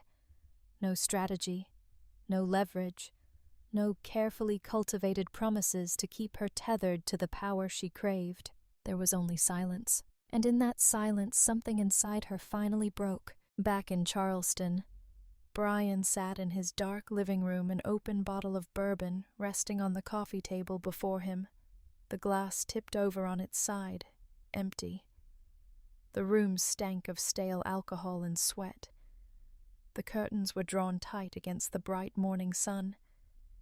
His suit jacket lay crumpled on the floor where he'd dropped it days before. His tie was still looped loosely around his neck, loosened, but never removed. His eyes were bloodshot, unfocused, staring into the middle distance at nothing. The TV played quietly in the background, an infomercial for some new kitchen appliance promising to slice and dice vegetables in seconds. The host's chipper voice grated against Brian's ears, but he didn't move to turn it off. He didn't move at all. His phone buzzed on the coffee table, vibrating against the wood with quiet desperation. Another voicemail. Another call he wouldn't answer. He didn't need to listen to hear what it would say. He closed his eyes and let the tears finally come hot and silent, slipping down his stubbled cheeks to soak into his wrinkled dress shirt. Outside, the world continued without him. Birds sang in the magnolia trees lining the street. Neighbors walked their dogs, chatted about the coming rain. The city pulsed with life and promise. But inside that dark room, Brian Mercer sat slumped in his chair, drowning in the silence of everything he had lost. And somewhere far away, Clara Bennett disappeared into a city where no one knew her name. The boardroom was silent, save for the quiet shuffle of papers and the steady hum of the city far below. Morning light streamed through the floor-to-ceiling windows, casting long golden bars across the polished mahogany table. Emily sat at the far end, her back straight, her chin lifted, the thin silver chain of her father's watch glinting at her wrist. The chairman cleared his throat, his lined face grave but calm. In light of Mr. Mercer's removal and given the urgent need for stabilized leadership, we hereby move to vote on the interim and permanent appointment of CEO for Mercer Holdings. She felt her pulse thrum low in her throat, a quiet, steady drumbeat that grounded her as she folded her hands neatly in her lap. Around the table, each director raised their hand in turn, their faces somber, respectful, but edged with relief. Relief that someone strong remained to lead them through the chaos. The chairman turned to her, his gray eyes softening for the first time that morning. "Ms. Mercer," he said, his voice carrying across the room with quiet authority. "It is the unanimous decision of this board to appoint you as the new Chief Executive Officer of Mercer Holdings effective immediately." The words echoed through her chest, filling every hollow, broken space within her.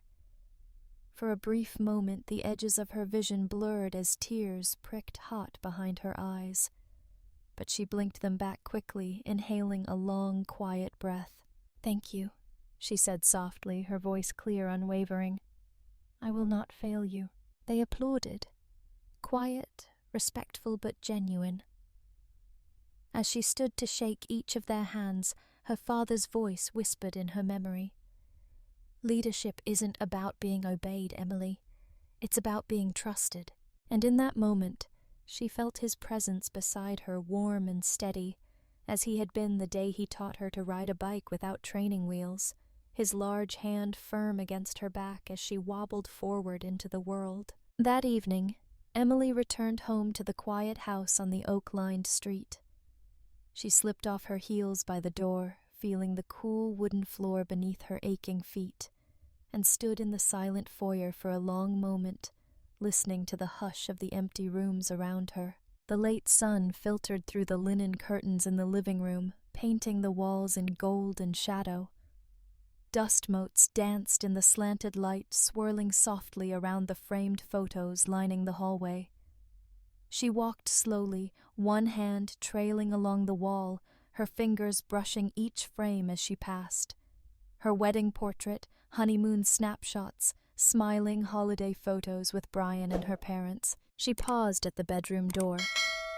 For a long while she stood there, hand on the knob, her forehead resting lightly against the wood. Her chest rose and fell in quiet, deliberate breaths, her eyes closed against the sting building behind them. Finally, she turned the knob and stepped inside. The room smelled faintly of lavender and old grief. The bed was neatly made pillows fluffed the cream duvet pulled tight and smooth. She walked to the dresser and picked up the silver-framed wedding photo sitting in the center. Brian kissing her cheek as she laughed, her eyes closed, her hair caught in a spring breeze. She stared at it for a long time, her thumb brushing lightly over the glass.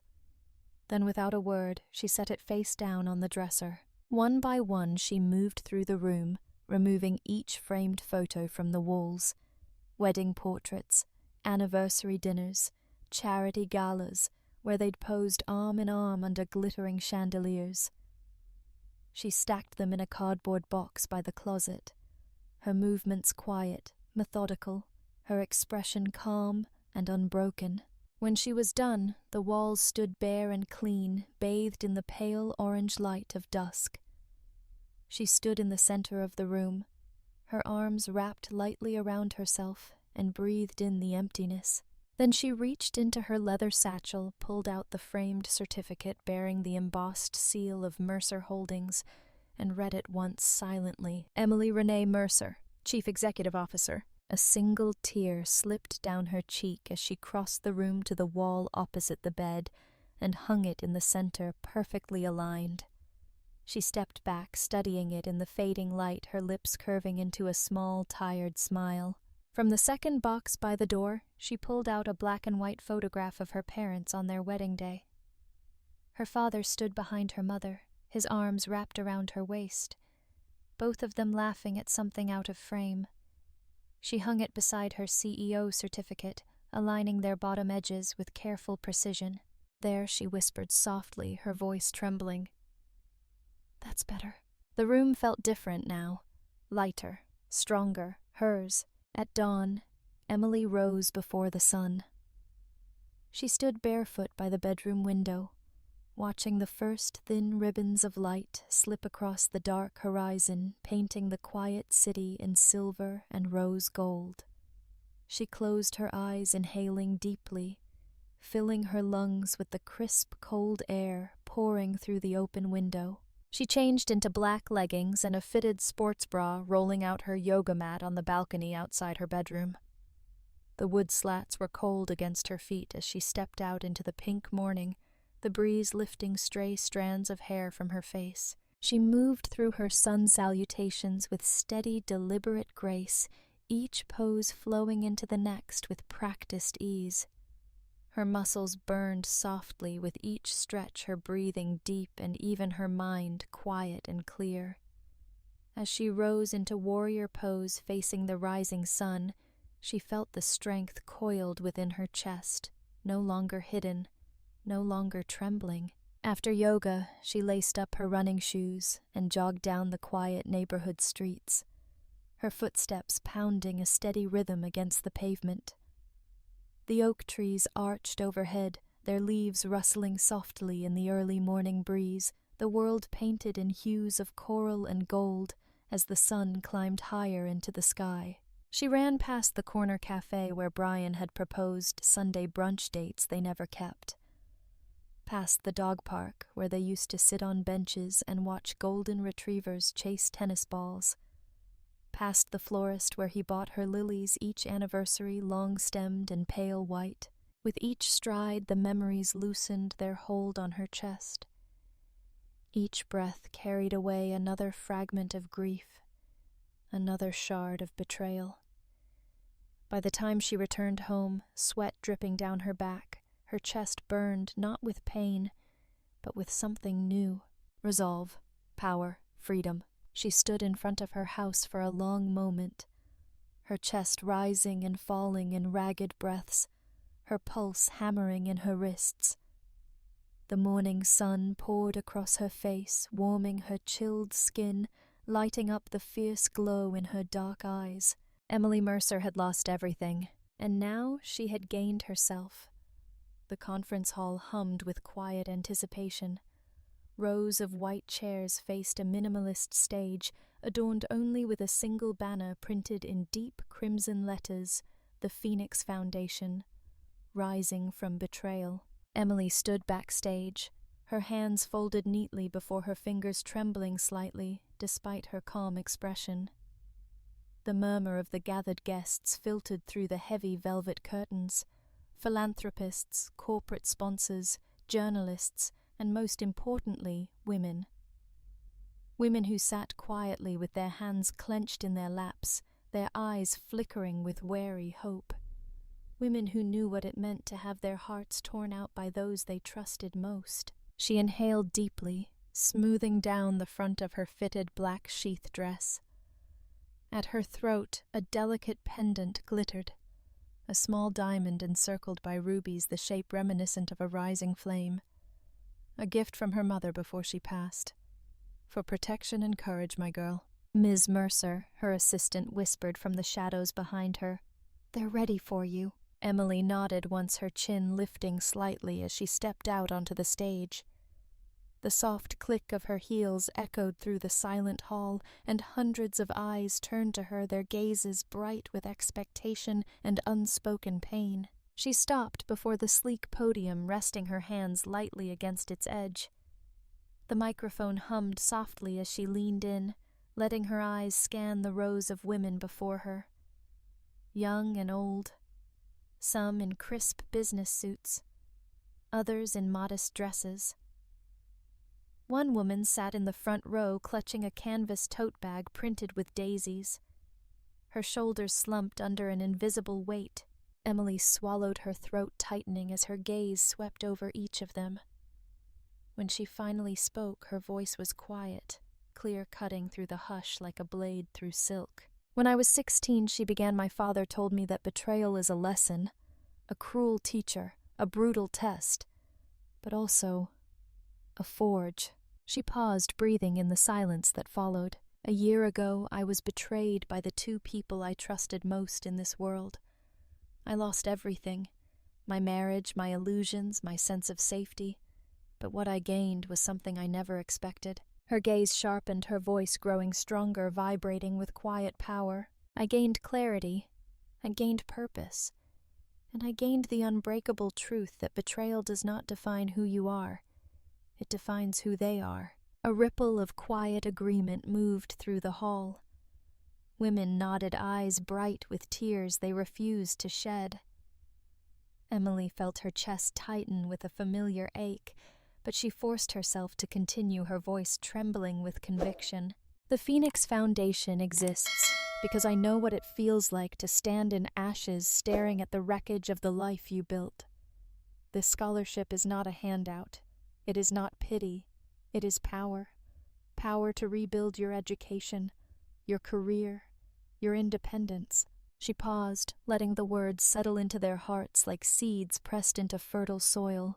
"This is your forge. Rise from it." Applause erupted, quiet at first, then swelling into something fierce and defiant.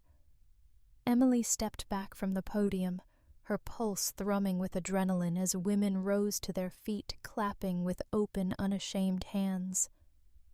Some were crying openly now. Others stood rigid, silent, tears slipping down their cheeks as they clapped and clapped, their shoulders shaking with something that looked like release. Emily pressed a hand lightly against her chest, bowing her head in gratitude before stepping down from the stage. As she walked down the aisle, women reached out to touch her hand, to squeeze her fingers, to whisper broken words of thanks, and promises of determination into the soft space between them. When she reached the exit, her assistant was waiting with her coat draped neatly over one arm. "Ms. Mercer," she said quietly, her eyes shining. "That was beautiful." Emily offered her a small, tired smile. "Thank you, Mara. Could you cancel my afternoon meetings? I'll be working from home." "Of course." She walked out into the crisp, late morning air, the city humming around her with life and promise. Her car was waiting at the curb, the driver stepping out quickly to open the door for her. She slipped inside, sinking into the cool leather seat, the scent of cedar oil and fresh upholstery wrapping around her like a soothing balm. "Home, Ms. Mercer?" the driver asked. She nodded once. "Yes, home." Later that afternoon, Emily stood before her bedroom mirror. The curtains were drawn back, flooding the room with golden late-day light that illuminated the dark oak floors and cast warm shadows across the cream walls. She wore a dress she hadn't touched in years, blood-red sleeveless, the fabric clinging to her curves with bold, unapologetic grace. The color burned against her pale skin, fierce and regal. She lifted her hair into a loose twist, letting a few strands fall to frame her face, then reached for her earrings, simple gold hoops that gleamed in the light. As she fastened them, her eyes caught her reflection, and for a long, silent moment, she simply stared at herself. The woman in the mirror looked back with steady, unflinching eyes. There were faint shadows beneath them, small lines of grief etched around her mouth. But beneath those traces of pain burned something far deeper. Strength, power, sovereignty. She rested her palms lightly on the dresser, leaning in closer until her breath fogged the glass. "Hongi fanboy sẽ giết tôi," she whispered softly, her voice trembling with quiet rage and fierce triumph. "Nhưng họ chỉ khiến tôi trở thành nữ hoàng." Her words dissipated into the silent room, wrapping around her like an incantation, sinking into her bones and settling there solid and unbreakable. She straightened, smoothing the front of her dress one final time. Outside, the city pulsed with life, its lights flickering like 1,000 small stars against the growing dusk. And in that room, wrapped in the fading golden light, Emily Mercer felt something shift within her chest. A final silent click as every broken piece slid into place. She was whole, she was sovereign, she was free, and this was only the beginning. The courtroom was silent, except for the steady tick of the antique clock mounted high above the judge's bench. Morning light streamed through tall arched windows, catching on the polished oak walls, and rows of leather-bound legal volumes lining the shelves behind the clerk's desk. Brian sat at the defendant's table, his posture slumped, the expensive navy suit hanging loose on his frame. Dark circles bruised the skin under his eyes, his cheeks hollow from months of restless, alcohol-numbed nights. His lawyer sat beside him, whispering something under his breath, but Brian's eyes were vacant, fixed on a point in the middle distance. Across the aisle, the prosecutor stood reading from a thick folder of documents with calm, precise authority. And given the evidence of falsified invoices, fraudulent expense accounts, and unauthorized asset transfers, totaling approximately $7.2 million over the course of 4 fiscal quarters, we recommend full prohibition of Mr. Brian Mercer from serving as executive officer or board director of any publicly traded company for a minimum of 10 years. Her words fell into the hushed room like the tolling of a funeral bell. A low murmur rippled through the small crowd gathered in the pews behind her. Journalists with notepads ready, corporate compliance officers from other firms, 2 members of the state attorney's office taking quiet notes. Brian's lawyer cleared his throat, rising slowly to his feet. "Your Honor," he began, his tone measured, deferential. "Mr. Mercer has cooperated fully with the investigation. He has no prior criminal record. We request leniency in sentencing to allow for supervised advisory work under corporate compliance restrictions." The judge, A tall woman with silver hair, pulled tightly back into a chignon, raised one thin hand, silencing him mid-sentence. She adjusted her reading glasses on the bridge of her nose and fixed Brian with a cold, unwavering stare. "Mr. Mercer," she said, her voice low and controlled, vibrating with quiet condemnation. "Your actions show a deliberate, repeated breach of fiduciary duty. You exploited not only your board's trust, but also the livelihoods of thousands of employees who depended upon your integrity. This court finds your behavior reprehensible." Brian swallowed his Adam's apple, bobbing hard in his thin throat. His hands trembled where they rested on the table, fingers clenching and unclenching around a crumpled tissue. He didn't speak. He couldn't. The judge continued, her voice final. "You are hereby barred from serving as an officer or executive of any publicly held corporation for a period of no less than 10 years. You will submit to annual financial audits for the next 15 years and are ordered to pay full restitution for the embezzled funds plus punitive damages as calculated by the prosecution." She paused, letting her words settle like iron weights in the silent room. Court adjourned. Her gavel came down with a sharp crack that echoed off the walls, final and absolute. Outside the courthouse, cameras flashed in rapid bursts as the heavy oak doors swung open. Reporters surged forward, microphones extended on trembling arms as they shouted questions into the crisp winter air. "Mr. Mercer, do you have any comment on today's ruling? Is it true you're filing for bankruptcy? What do you say to shareholders who lost millions under your leadership?" Brian ducked his head, his lawyer shielding him with one broad arm as they pushed through the crowd toward the waiting black sedan at the curb. His suit jacket flapped open in the cold wind, revealing a sweat-stained dress shirt beneath. His hair hung limp over his eyes, unwashed, streaked with gray at the temples. He didn't answer any of them. As the car door slammed shut behind him, muffling the cacophony of questions, Brian slumped in the leather seat, staring at his reflection in the tinted window. For a brief, flickering moment, he didn't recognize the man looking back at him.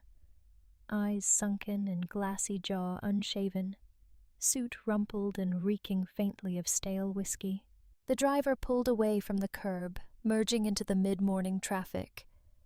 Brian closed his eyes, leaning his head back against the seat, his chest hollow with a grief so vast it felt bottomless. He had lost everything. Across the city, in a sleek glass tower overlooking the harbor, Emily sat in her office. Her chair turned toward the floor-to-ceiling windows that framed the sprawling panorama of Charleston's waterfront. The morning sun reflected off the rippling blue-gray water, casting shifting waves of light across her polished marble floors. Her assistant entered quietly, placing a copy of the Charleston Herald on her desk. "You're on the front page again today," Mara said, her voice vibrating with quiet pride. Above the fold, Emily turned, lifting the paper with steady hands. Across the top in bold black letters, the headline read, "Rising from Ashes, Emily Mercer crowned, the reborn queen, after exposing corporate fraud." Beneath it was a photo of her standing on the steps outside Mercer Holdings headquarters, dressed in a crisp ivory pantsuit, hair swept back into a low chignon, her eyes shaded behind dark sunglasses. Her posture was regal, unmoving, her expression unreadable. Behind her, a massive banner bearing the company's new logo fluttered in the breeze, a stylized phoenix rising from a ring of fire. Emily folded the paper closed and set it aside, her fingers brushing lightly across its rough surface.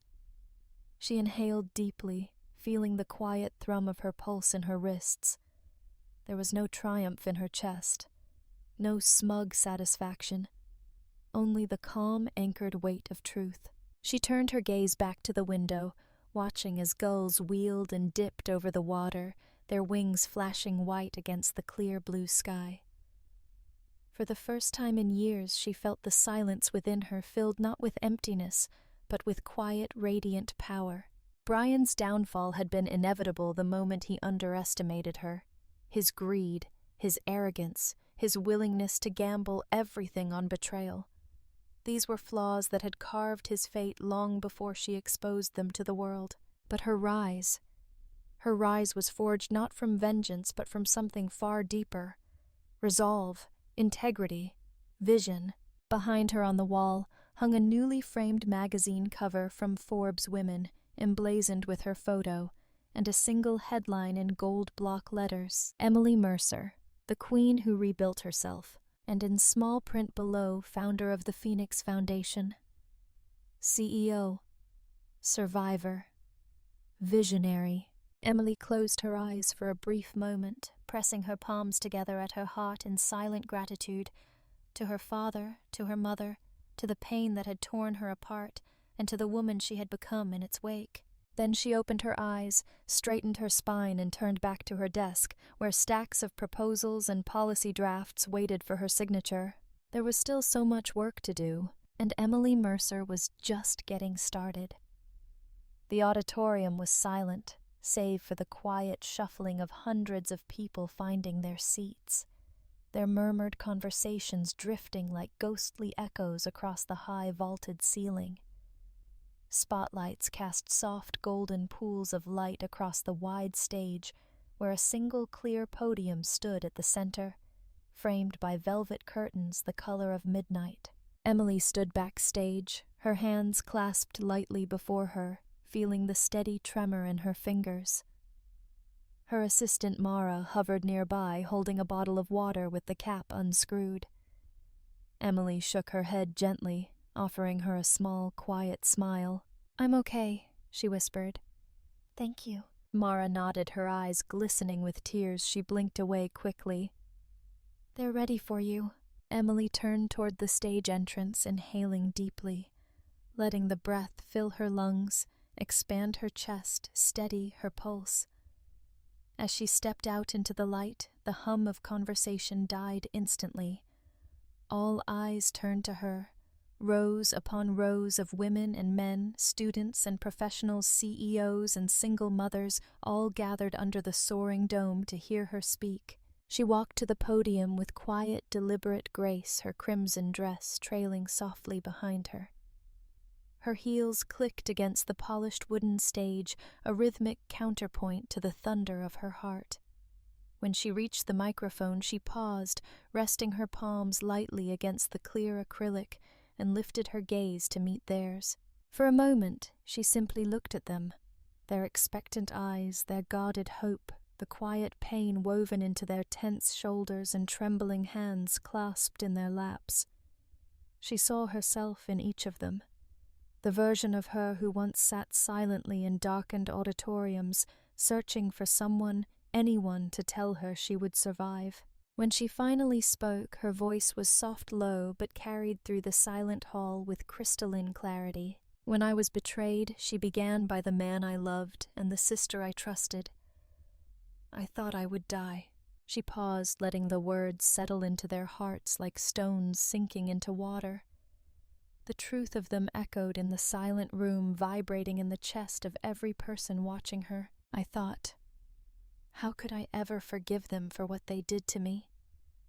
How could I ever look at myself again without seeing all the places where they broke me? Her voice trembled slightly, but she didn't shy away from it. Instead, she pressed a hand lightly to her chest, grounding herself in the beat of her own heart. "I spent months," she continued, angry, furious, writhing in my grief and rage, replaying every word, every lie, every moment of betrayal like a loop I couldn't escape. Her gaze swept across the auditorium, catching tear-filled eyes, bowed heads, trembling shoulders. But then one morning I woke up and realized something. I realized that forgiveness isn't about them. She paused, inhaling deeply, her chest rising and falling with quiet resolve. "Forgiveness," she said, her voice growing stronger, ringing clear as a bell through the silent hall, "is about freedom.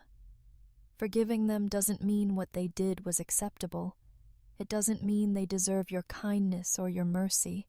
Her eyes burned with quiet, unwavering fire as she spoke the words she had carried in her chest for so long. "It means you deserve to be free." A muffled sob broke the silence somewhere in the third row. Emily's eyes flickered toward the sound, A young woman with dark curls pulled into a trembling bun, tears streaking down her cheeks, her hand pressed to her mouth. Emily smiled softly, her gaze tender and unflinching. You deserve to wake up each morning without feeling the weight of their choices pressing down on your chest. You deserve to breathe without tasting the bitterness of their betrayal on your tongue. You deserve to live a life that is no longer chained to the wounds they left behind. She paused, letting her words sink into every broken, bruised heart before her. The auditorium was silent, save for the quiet sniffling of tears wiped away with trembling hands. "When you forgive them," she whispered, her voice trembling with gentle, unbreakable strength, "you don't set them free. You set yourself free." For a moment, no one moved. No one spoke. Then slowly a single pair of hands began to clap. The sound was soft, hesitant, but it spread like wildfire. Within seconds, the hall erupted in thunderous applause. Not polite, not obligatory, but fierce, desperate, reverent. Women rose to their feet, their tears falling freely now, as they clapped and clapped, some pressing their hands to their hearts, others covering their faces as sobs shook their shoulders. Emily stood at the podium, her own tears slipping silently down her cheeks, her chest aching with something so vast and quiet, it felt like peace. Above the roar of applause, one voice called out ragged with tears, "You're our queen." And in that moment, Emily smiled. Not the polite, practiced smile of corporate boardrooms, but something real, something radiant and fierce that lit up her entire face. She stepped back from the podium, bowing her head in gratitude, as the applause thundered on, echoing off the vaulted ceiling and vibrating through the very bones of the auditorium. They had come to hear her story, but what they left with was their own freedom, and that was everything. The sky was aflame with hues of molten gold and burning rose streaks of crimson bleeding across the darkening blue as the sun sank into the horizon. The waves rolled in gentle sighs against the shore, frothing white where they kissed the sand before curling back into themselves, leaving behind long, glistening trails that caught the last light of day. Emily sat on a weathered driftwood log near the edge of the dunes, her bare feet buried in the cool sand. The salty breeze tugged strands of her dark hair free from their pins, whipping them around her face in wild curls that danced against her cheeks. She didn't push them back. Instead, she tilted her face toward the dying sun, letting its warmth spill across her closed lids and the high, proud line of her jaw. She breathed deeply, tasting salt and dusk, and the faint smoky tang of someone's beach bonfire down the shore. The air was cool against her damp skin, lifting goosebumps along her arms, but she didn't move to cover herself. She welcomed the chill. It felt clean, honest, unfiltered by walls and glass and layers of performance. For the first time in months, there was no tightness in her chest. No echo of anger humming beneath her ribs. No sharp, hollow ache gnawing at the edges of her heart. There was only silence, and within that silence there was peace. She opened her eyes slowly, watching as the waves caught fire in the last golden blaze of sunset. The horizon burned, blurred, melted into a soft, radiant glow that wrapped the sea in light. She felt that glow settle into her bones, filling the hollow spaces carved out by betrayal, grief, and battle with something warm and quietly fierce. She wasn't who she used to be. She wasn't broken anymore. But she wasn't the naive woman she once was either. The woman who believed love meant sacrifice at any cost. The woman who believed loyalty demanded her silence. No, this woman. She was forged from betrayal, tempered in grief, sharpened by truth. This woman was sovereign. She heard footsteps crunching lightly across the sand behind her. Then pause. The hush of the waves rolled on the quiet sigh of dusk wrapping around them both. She didn't turn. She didn't flinch. She simply waited, her breathing deep and steady, feeling the raw silk strands of her hair dance against her shoulders in the gathering breeze. "Excuse me," a quiet voice said low and edged with warmth. She turned then, lifting her gaze to the man standing a few feet away. The setting sun framed him in radiant light, casting his features in soft bronze and shadow. His hair was dark blonde, tousled by the wind, his skin sun-kissed. He wore simple clothes, tailored navy slacks, and a crisp white button-down rolled to his elbows, the collar open at his throat. His eyes, a soft grey, flecked with something lighter, held hers with a quiet steadiness that made her pulse flicker low in her belly. There was no arrogance in them, no hunger, only curiosity, and something gentler. Respect. "I hope I'm not intruding," he said, gesturing lightly to the space beside her on the driftwood log. His voice carried easily over the hush of the waves, calm and confident without presumption. "Would you mind if I sit here for a bit?" Emily studied him for a long, silent moment.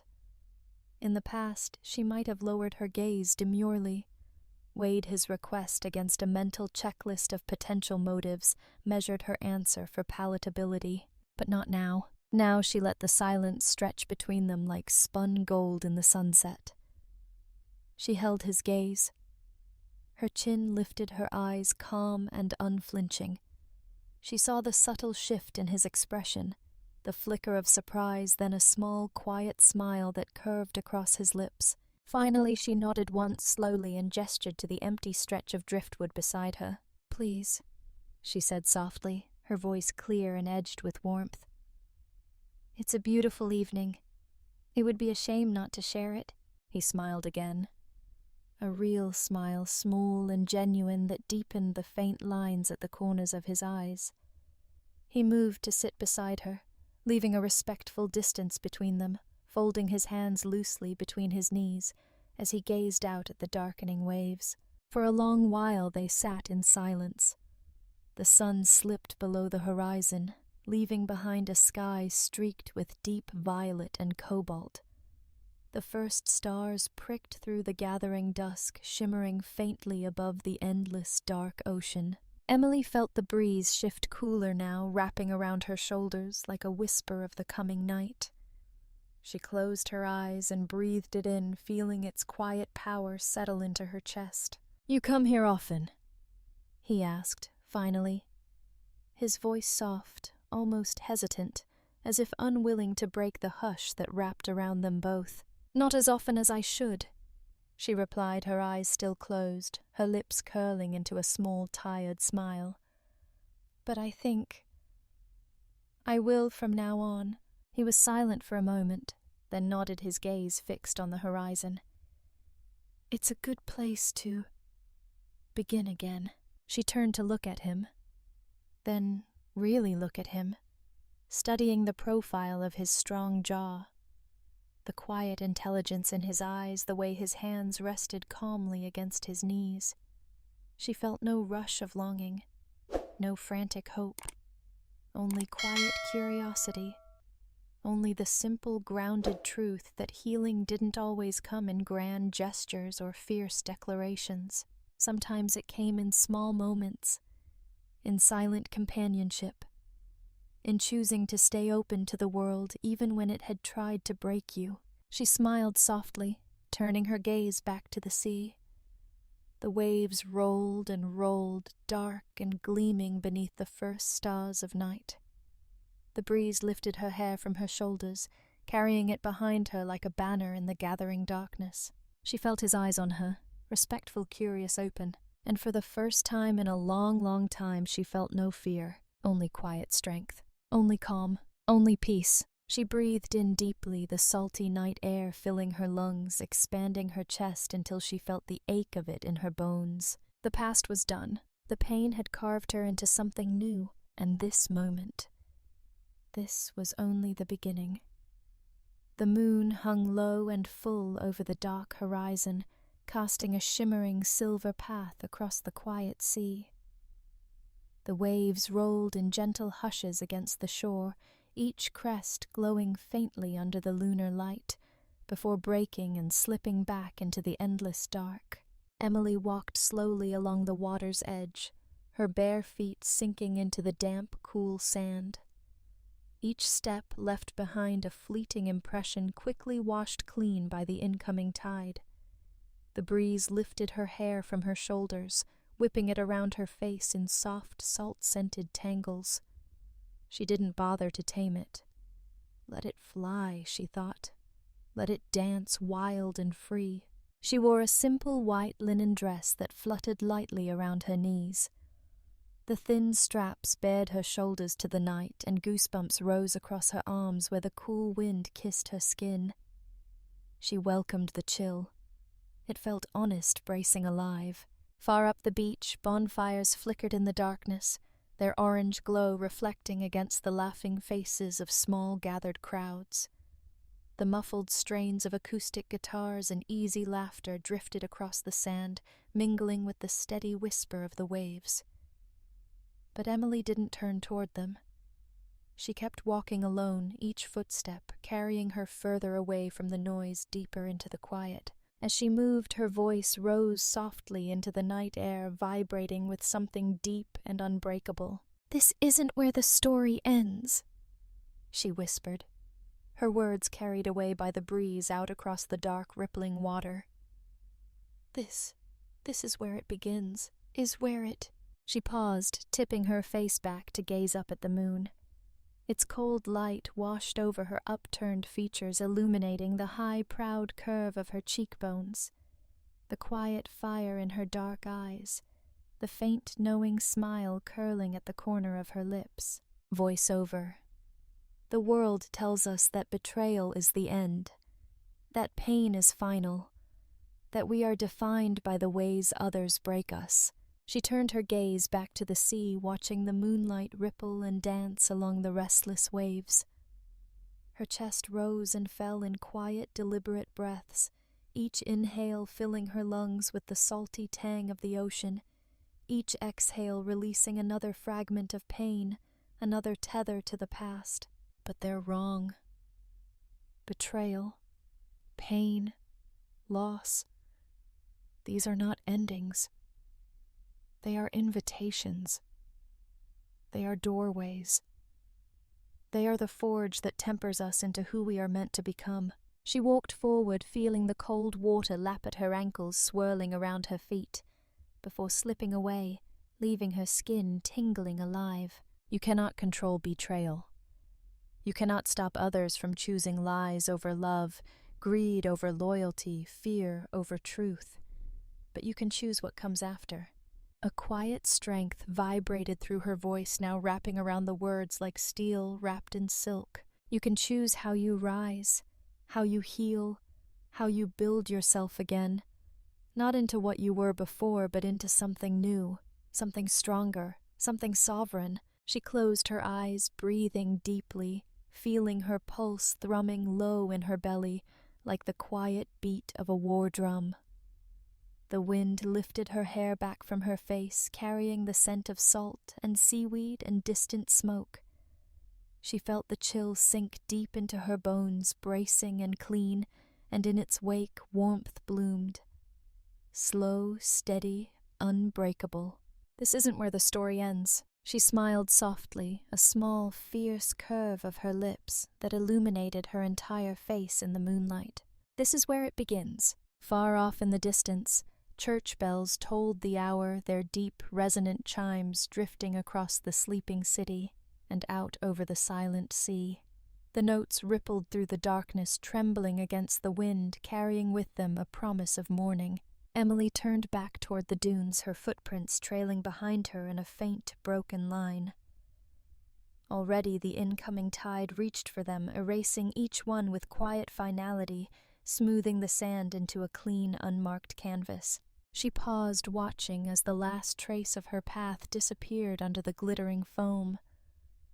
The moonlight glowed across the wet sand, silver and radiant, lighting the way forward. She inhaled deeply, filling her lungs with the sharp, clean air of midnight, and stepped away from the water's edge. Each footfall was deliberate, grounded, unhurried. Each breath filled her with quiet power. As she reached the dunes, she turned for one final look back at the dark, restless ocean. The waves rolled and broke under the moonlight, their hush carrying softly across the sand. The breeze lifted her hair around her face again, wild and untamed, and she let it dance. She smiled, her dark eyes gleaming with quiet certainty. The world had tried to break her, but all it had done was teach her how to rise. Credit roll begins, white text against a slow montage of ocean waves breaking under moonlight. Her footprints fading under the tide, and a final still frame of her standing tall on the dunes, hair whipping around her face, eyes fierce and free. Soft, haunting piano music swells beneath her voice as it returns one final time, vibrating with truth and quiet triumph. You cannot control betrayal, but you can control how you stand back up. The music fades into silence as the final line appears in clean white serif font against a black screen. You cannot control betrayal, but you can control how you rise. Fade to black. End.